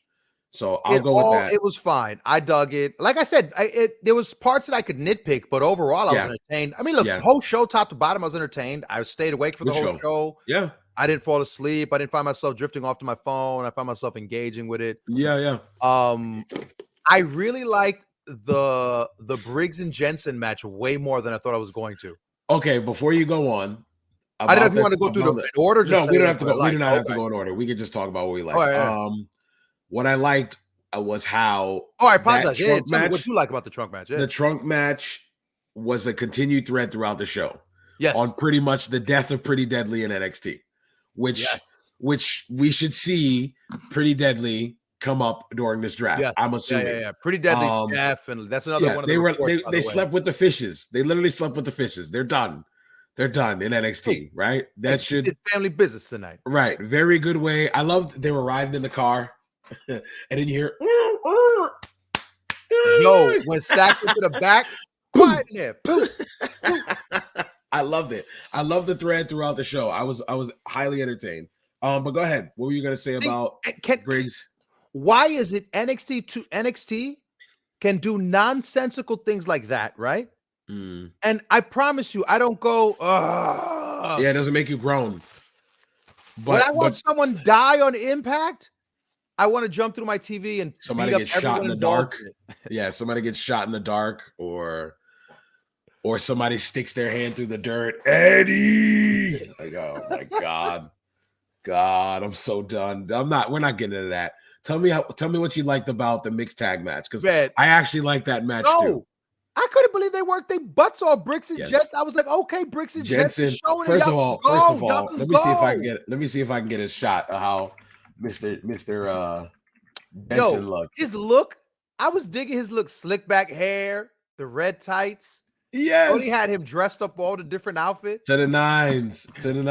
Oh, I don't think I'm gonna find it. Oh my God, it was great. He looked good. Oh, there it is. There it is. He's a little beaten from the match, but yeah, he was in trunks, white boots, while Briggs is over here in his hunting gear. I liked it. I seen him. Look at him there. I liked it. Him and Briggs worked their butts off, man. Yes. They were so Briggs, they were throwing him some shots on each other too. Briggs has always been amazing. I've seen Briggs from the beginning when Briggs used to work NCW. Yeah. Josh Briggs used to work NCW, and I was like, he's a big boy, and he knows what he's doing about 2 years in. 2 years in, he was calling matches with guys that were about 5 years in. And I'm like, okay, this kid knows what he's doing. He's going to be all right. And look where he is now. So I always rocked with Briggs. This mixed tag was crazy. What you think about the finish, the post-match finish? Yo, when my man was like, caught her hand, you're going to hit me? You were going to hit me? I thought you loved me. When she said, I didn't love you, and just walked out, she had a switch. She had the switch going when she walked out with her bag. She took her bag. She's like, I love you. I don't love you. Gross. And then when my man said, I fell for him, bro. I fell for him. He went to his boy. He put the hand on his shoulder. He cried in his bro. I was with it. It felt, go ahead. As silly as that story has been, as dumb as the puppy dog lovesick jock who wanted to get with the girl, right? Remember when they first debuted? Yo, you think we get girls' numbers? Yeah. And it was like, oh, these grown men are gonna act like dorks. Like frat kids. Like for the culmination to be the homie got the girl he wanted, and then it turns out she really was just using him. Yeah. And he found out everything we all knew along. Right. Story felt good. It was wholesome. It was a wholesome, but yeah, it was like a teenager ended. Story, yeah. Wait, just give it a chance to play out. It's we'll see what happens next. See what happens NXT. Next. Yeah. Because in all honesty, those guys will probably be major players coming up because guys are going to be gone. People are leaving. They're the ones that are still going to be there. I mean, people are leaving, and some people need to get moved on. Some folks need to. I mean, but we won't talk. We'll talk about that post draft. We'll talk about who's gone and who is like. Who do we expect to hear on the? Yo, Frank, you hear the list is out. It is April. Cuts are coming soon. I'm just saying, cuts is coming. It's about to be who made cuts? Who made cuts? Who's on the list? Who's on the list? Ziggler's still here. Yes, let's go. All right, tell me something else you like. All right. Okay. Well, Mello and Waller. I figured you were gonna go there. I figured that's why I waited. Okay. That match, man. Sidebar to that. Okay. Waller is the heel everyone pretends MJF is. That's my hot take. Waller is the heel that everyone pretends MJF is. If MJF were truly as good as he says he is, he would be Waller. That he could generate heat off of drinking out of a damn sneaker. Doing a shoey. That Australian thing. Waller is the type of heel that MJF wants. If MJF had constraints on him, he had someone like Professor talks about, had someone being like, nah, you can't do that. Yeah, he'd be Waller. He would be Grayson Waller. Right. Grayson Waller's been on a losing streak, yet he's been inventing every damn show. Because every time he's on it, you want to see him get beat up. You want to see somebody come out and shut him up. Is Waller the next evolution of The Miz as the prototypical WWE heel? We remember we first saw Waller. We were like, he's Australian Miz. He's Australian Miz. Now that I'm seeing him every week, I'm like, yo, He But is what MJF should be, or what we he's purport way MJF more to be. athletic than the Miz is. Yes. Way more athletic. The things he Yes. can do in the ring, insane. The match he had with Mello, the stuff they were doing when he caught him with the stunner off the springboard. Mello did the springboard DDT. That spot the was roll like, through. what? That spot was seriously like, come on, Mello, stop The it. thing is, the thing with Mello, there's humans, Mello. Humans exist in this world. What are we supposed to do when you do stuff like that? What are we supposed to do? What's his name? The fadeaway leg drop. It's the hang time. The amount of time he stays in the air, and you're just like, bro, is he gonna come down? Like, what did it? Bro, when he hit the DDT, you saw him go up, and it was like, yeah, they did a camera cut, and you're just like, bro, when is he? Does he not have and gravity? When Like, where's he going? It was just like, boom. Yeah. No, fantastic. I will say I'm not a fan of Waller's roll through stunner, like he does the roll through to the bottom rope. He botched it towards the finish, but he saved it by selling his leg, which gave Mello the opportunity, boom, to hit his what's he call that top rope leg drop? I forgot. There's a name. I can't remember the name for it. Top rope famous or whatever you want to call it. So just in case you know, I'm sure it's here. All Twitter reports came out and said that injury was real. Oh, Jesus. Twitter reports say that he was on the floor and they were tending to him for more than 10 minutes. Oh my gosh. Can we stop? Can we stop, sir? He wasn't hurt, brother. I'm just saying that's what all reports said online. Oh, wow. Do you know Carmelo Hayes was a Northeast Championship Wrestling New England champion one time? It says it on his Wikipedia. Shout out to him. NCW New England champion. What's he was over, brother. It doesn't say. I thought it said it on Wikipedia, but it doesn't say it. So that was our opening. Wait, so go through the card one more time so I could just family over Pretty Deadly. Braun and Andre Chase. Okay. Heel Braun. Oh, he's a monster. I want heel Braun. I want heel Braun now. Braun, I think that's the Braun you're getting on the way up. I don't think you're getting babyface Braun. Like, so as we talked, I said in the group chat the other day, Don Tony brought this up. Shout out Don Tony. That we're watching Braun work heel live. He's figuring it out live. Yeah. He's been a babyface the entire run. Right. And now he's figuring out how to be a heel now. On television, live in front of us. Yo. And so he also had to learn how to be a monster babyface too. Live. Last week's promo. Oh, you shut up! All you rednecks out there! All you fat rednecks! Shut your mouths! When I'm talking. You don't know what to say yet. You don't know what to say yet. My mouth dropped when he said, "Oh, you fat rednecks!" I was like, I legit double took. I was like, "Wait, you don't say that on WWE I was like, Scott, yo, to all my freaks out there, I'm waiting for it." He said, "All you fat, out of shape rednecks." I was like, "That's a Steiner."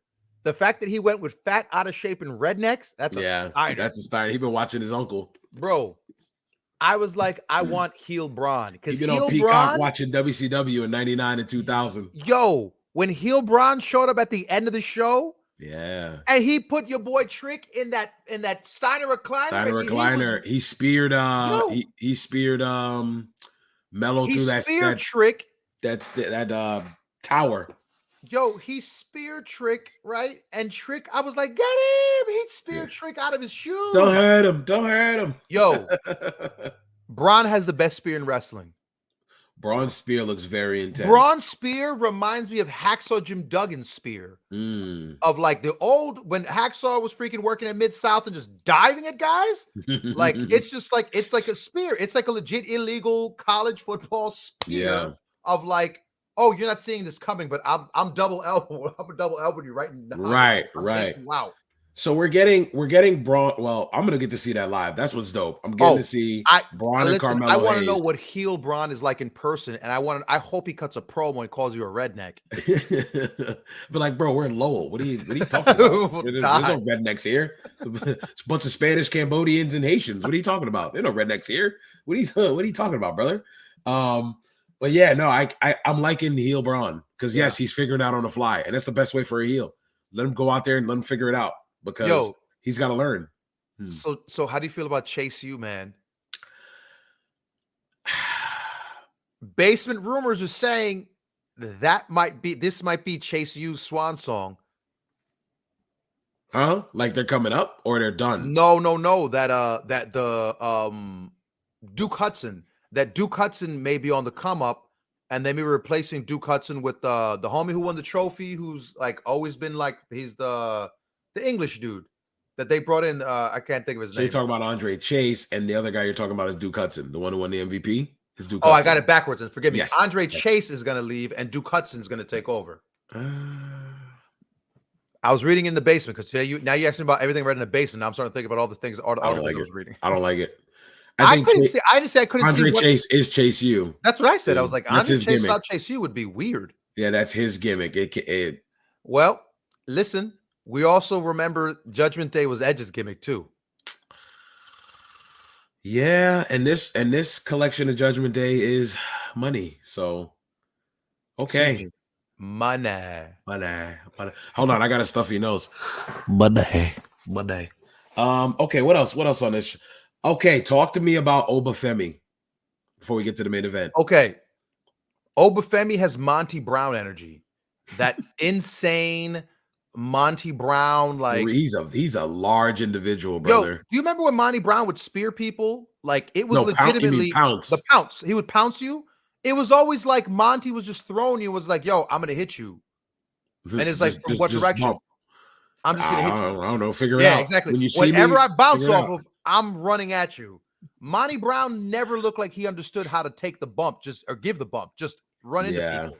Yeah. I'll tell you one thing. Yo, when this dude picked I don't remember what the name of the guy was. Oro Mensa. Oro Mensa, you could see his every muscle ripple when he was like, he picked him up and just threw him through the mat. I was like, bro, this guy is like he was yoked, like he was. He did this one spot where he it looked like it was going to be a suplex, but he tossed him across the ring. I was like, my God. Like that dude, Oro Mensa is not small. He's like 6 feet tall. Yeah. He's a small guy. Yeah. Obafemi tossed him. What I didn't like though, 3.5 minutes, Femi already bumped. And I was like, I mean, I get it. It's the WWE style, but that dude's a beast. He's a beast. But you know what though? But I'm thinking, but in the land of, you got the what was that their name? The two giant Punjabi brothers? The guys that were with Gender, yeah. I can't even think of the names. I can't think of their names right now either. But again, in a land where you got those monsters, this guy bumping, it doesn't look it's probably not even gonna matter in the long run anyway. Once they finally start, you figure Jensen and Briggs are what 6'7", 6'8" each, right? And Briggs is I think 6'5", if I'm not mistaken, 6'5". Okay, 6'5", really? I thought he was taller. Okay, yeah. Really? Let me see what he's billed. Wow. Yeah, he's maybe they bill him at 6'8". I don't think he's that tall. Okay, I was like, that's what I thought he was. I was 6'8". Yeah. All right. But solid. You know what? For a debut, awesome. What a debut. Yeah. He looked very impressive. Very impressive. Okay, let's talk about this main event. Yeah, let me see. From there, I will say that Melo. We talked about Melo, Waller. We talked about everything. Yeah, everything except Indy. Except Cora, Cora and Valkyria. I feel like that was just a regular TV match. If there was any match on the night that I was like, you could probably skip that Cora Jade match because it was a regular match. And we were talking about Cora earlier because it just seems like she might be on the way up too. That's a good case for it. The main event. Yeah, I think it had a lot of promise.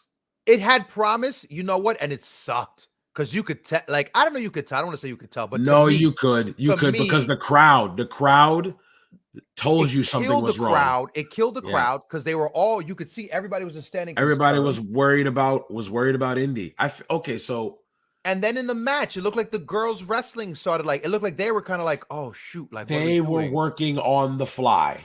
That's why. You're asking these girls, these workers. Take the gender out of it. You're asking these workers who are green in the case of working on television live, bro, to now go figure it out while we go figure out what we're gonna do. Tiffany Stratton. You put Tiffany Stratton in a match where she's got to come up with it live. Her and Cora got to do this live. Roxanne. Excuse me. Her and Roxanne got to do it live. Now Roxanne's been doing it for what? I think about 6-7 years. Roxanne's want to do it her whole life. Right. Where's the? I couldn't find her name for a second. Tiffany's been wanting to do it for the last year. She's 21. She began wrestling 2018. She's 3 years. She's 3 years in. Who? Roxanne. She's Okay, 3 and years Tiffany in. Stratton's what, 2 years? Tiffany Stratton. She's WWE. She's an NIL, right? Yeah, she's a WWE. She's a WWE product. Trained by Sarah Del Rey Performance Center. She started 2021. So she's 2 years. But that means So look at she that. That's wild, bro. You got those two. Then you got those two women main eventing main eventing this show. That's wild. Yeah, and they had to go out there and main event. Indy's been around for a while, if I'm not mistaken, a little longer than them. She debuted in Man, 2016. that bump was nasty. Where her leg. So she took the dive. Let me see if I can get a shot of that. But you could see I mean, you knew it wasn't broken when she because again, she didn't react instantly. Like it was more like if it was broken. I'm sure what it was the compression, because all the weight came down on her leg. Yep. And her leg was bent. So I'm sure this is what hurt. Yeah, I'm sure her ankle, her ankle hurt from being bent. I'm sure she sprained it. I'm sure she sprained it. I'm trying to. I'm sure nobody has it that I can find it that quickly. But the match had promise right up until then, and then she got hurt, and then everybody's attention was on Indy. Yeah, because they started off hot. They were trading pinfall. It was nice, very good, very good. Big spot on the outside when her leg bent. Because it was like she catches her and her leg all the weight then for whatever reason, she falls, but her leg back. slips under her, and it was it's that moment of oh man, you pray it's not anything worse than what it was. The fact that she was able to finish the match, yeah. But when she went to grab her boot to take the shoe off, I thought, oh God, please don't let it be broken. She's gonna take the boot off and her bone will fall out. Yeah. It was tough to see, and it's it turned into okay, there's no way Indy's supposed to lose this match because she just won this title, and NXT's not known for that. So how are they going to get to her finishing this match? And it was almost like when Austin broke his neck, and they just did a quick roll up, and it was like a crappy roll up just to get the match done. Yeah, what they did with Indy was just to get the match done. Yeah, because when Tiffany did the pinfall, you could see she pinned her and was basically she was leaning out the stretching out to be okay. She might to help Indy as much as possible. Here's my legs. Take my legs. Unfortunately, it was what it was. But they finished the match, and I'm happy for them that they got to do that. They were 100%. Put in a good spot, and they were rocking and rolling right up until that dive. And then unfortunately, it was what it was. But shout out to them for being professionals and not folding under pressure. Correct. Granted, nobody was worried about it. If it was me in that situation, I'm Tiffany Stratton. I'm bumping Roxanne. I'm slapping on a hold. I'm working some hold for at least the next minute and some change. And then figuring out talking to the ref, what's going on back there. Once he says, I don't know, we keep going. Give me a couple bumps. Maybe we hit a double down, double clothesline. Talk to me, ref. Is she coming? What are we doing? You know what I'm saying? Because I'm sure at that point, nobody knew if Indy was even going to come back. So now if that was the case, one of them two had to go over. Yeah. So everything could have changed in a matter of minutes. But Indy was probably like, nope, I'm good. I'm going to go out there. And she ran out there hobbling because that wasn't a work. That hobble wasn't a work. That hobble was a shoot. Not like your boy, Mr. Shuey, Grayson Waller. That wasn't a work at all. That was a work. Indy's wasn't. So that's all I'm gonna say on that one. But the girls did a good job. Yeah, you know what? I'll say out of 5, it's a 3.5 star show. 3.5. What did Dave? It was above average. Wasn't give it to you yet? Above average show. Did Dave rate it? No. It just happened. No, Dave. Okay, sorry. I don't follow. I'd have to ask the professor to log on and give me those. Lord. All right, let's head to the main event. Main event, friends. Main event. This is a lights out main event special here. All right, let's do it. Hold on. It's an unsanctioned match. You gotta hit the lights. Match, lights out. Dark match. All right, here we go. We're good to go. All right. All right. So WWE Backlash. This one is just called Backlash. Thank God. I didn't like the WrestleMania Backlash I hate name. that WrestleMania Backlash. Yeah, too, because it's WrestleMania. I get the play on, but it's corny. Right. I think for a while they were calling it that. Yeah, it was WrestleMania Backlash because it was all it was rematches from WrestleMania. Yeah, greatest wrestling match ever. Oh my God, you remember that one in the pandemic, or Edge versus Orton? Yeesh. Oh my lordy. Okay, I'm just looking at the other ones, and Edge was on the cover of the last one. That's a W cover. But now we've got Backlash in San Juan, Puerto Rico, at the Coliseo de Puerto Rico. Who's Jose Miguel Agrelo? Who's that guy? Who's that guy? Why has he got his name on there? I don't know. The Chiloseo is the nickname. El Coliseo. Oh, Coliseo. I said Coliseo. Coliseo. El Coliseo. That's what I told you. I want to see a Polito. strap match. I want to see a strap match. I want to see Brody. I want to see fans throwing batteries. I looked it up. Let's see how if big it's is in this Puerto arena. Rico and it's daggone happening it's got to happen at the baseball field. All right. Okay. That's what I want to see. And this is also an 18,000 seat arena. The last time, oh my gosh. Oh, this thing's going to sell out. The record attendance is 18,749 for none other than Bad Bunny. Colón? No, for Bad Bunny. Oh, okay. I was like, Carlito Colón? Last year in July, he sold 18,749 for attendance. So he's now back here again wrestling. So, wow. Okay, let's talk about this card. So no WWE undisputed heavy world, whatever, that belt. No Roman in Puerto Rico. Don't need it. So I think, in all honesty, I think it would be nice. I think it would have been better, just that much better if you added Roman. But you've got Bad Bunny and Damian Priest. So that's the selling point. We've been seeing that since Mania was over, the Raw after Mania. That's what they've been selling. So we've got Matt Riddle, Kevin Owens, Sami Zayn against the Bloodline, which is Solo, Jimmy, and Jay. We have Cody Rhodes versus Brock Lesnar. We have Rhea Ripley versus Zelina Vega. I missed that. I missed that one. It was just announced. Yeah, it was just announced. Okay. Puerto Rico. Yeah, we have Seth freaking Rollins. My nose is running again. Jesus. Seth freaking Rollins, my last napkin. I've ran through like 10 of these in one shot. My Lord. Seth freaking Rollins versus Omos. Austin Theory versus Bobby Lashley. What's Bobby Lashley's first name? Versus Bronson Reed. What's Bobby Lashley's first name? Franklin. Middle name Roberto. That's where the Bobby comes from. There's no way. Roberto? I feel like I'm being trolled by somebody on Wikipedia because they're going to be in Puerto Rico. Roberto? Yep. Franklin Roberto Lashley. Go figure. Okay, then we got Bianca Belair versus Io Sky. And then you got Bad Bunny versus Damian Priest in a San Juan street fight. So your thoughts on this card before I do card is stacked. Card is stacked. I'm excited for all these matches. I can give you my predictions. You want me to give my predictions? Not yet. Okay, not yet. Okay, cool. But you do like the card. I do like the card. Favorite honestly, match for the card so far? Cody Brock. Cody Brock. Okay. Not even a question. Cody Brock. Gotta see him there conquer the beast. Cody Brock is one. Bad Bunny, Damian Priest. I might throw in at my number 2. Actually, I don't know because Austin Theory, Bobby Lashley, Bronson Reed should be something. Bianca Belair. You know what? After last night, Bianca Belair and Io. Well, at this point, 3 nights ago. Oh, 3 nights ago. Excuse me. They convinced me. At first, I was kind of like, I don't know.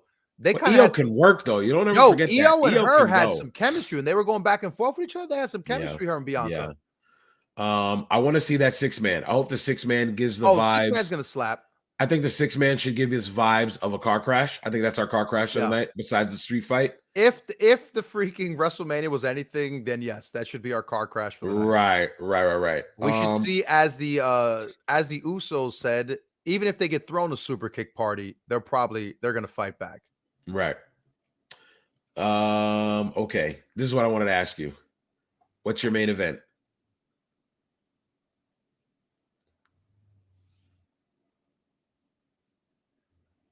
This is a long pause, sir. Because I know you're thinking of 2 right now. Yeah. Well, I'll say this. Semi-main. Man. I'm thinking match order. I'd open up. Okay. I was going to ask you that next. So go ahead. I'm going to order the show out for you. Ready? Okay. All right. I'm going to open up with I'm open up with the 3-way.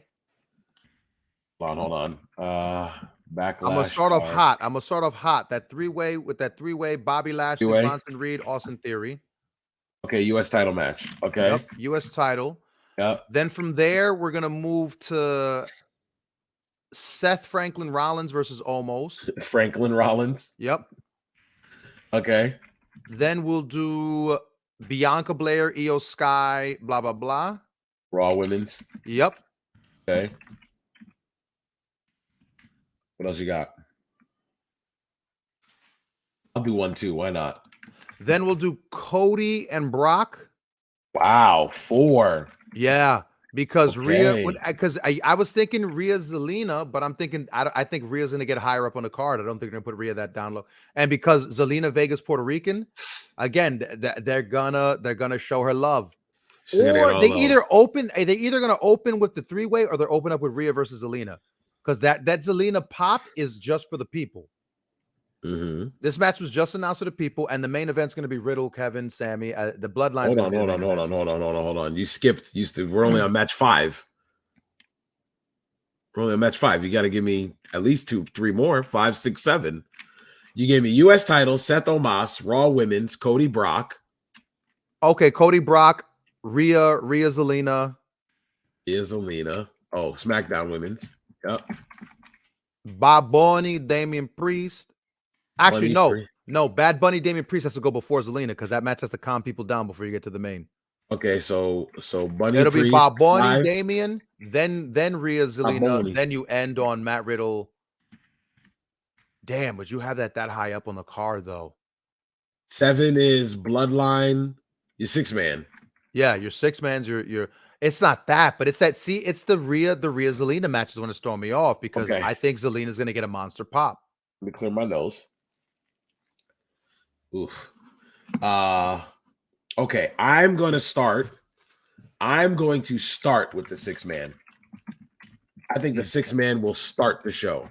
Okay. Then I think you get Rhea Zelina here because it's a cool down match.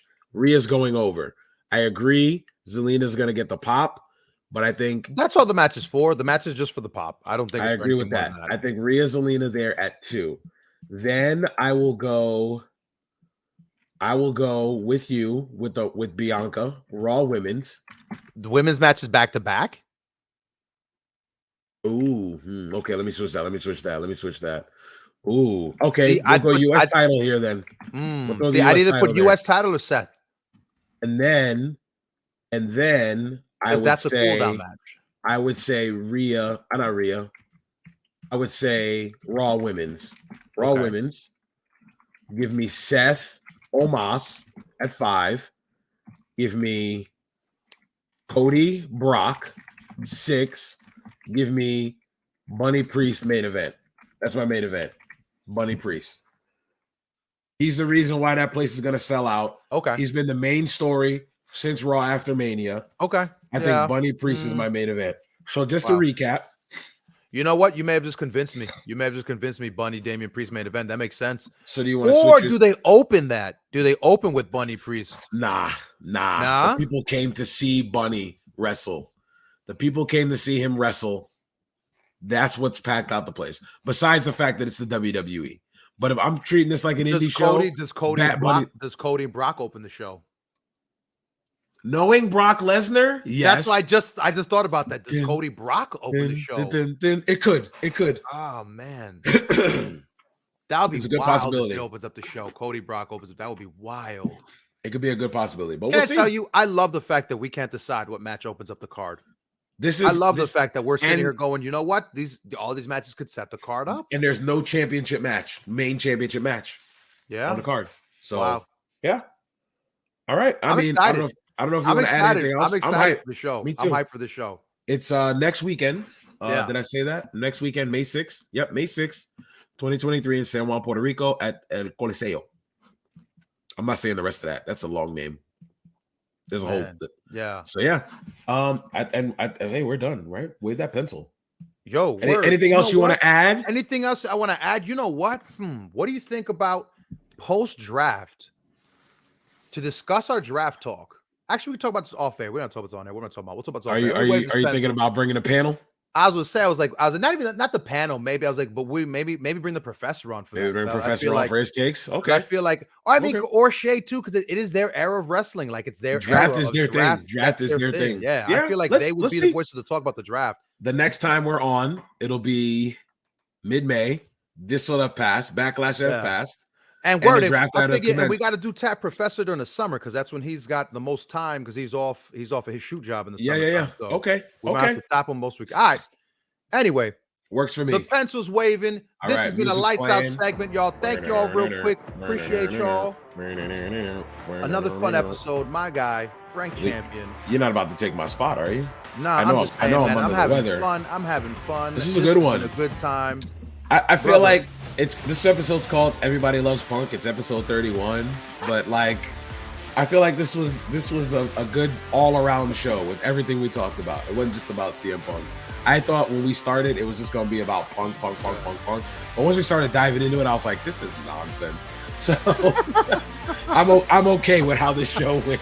Okay, this just being truthful with it. But yeah, music's playing. It started hot, and it was just like, you know what? This is stupid. This is stupid. Music's playing for my. Oh wait, this has been another episode 31 of the Pay Window Podcast on Point to It Vern, the Sandbox Podcast Network. For my man Vernon Somoza. Touch me. Touch it. Wrong way. Touch it. Ow. I am Frank Champion. I am me. He is him. We are they. Say peace, Vern. Peace, Vern. And we're out of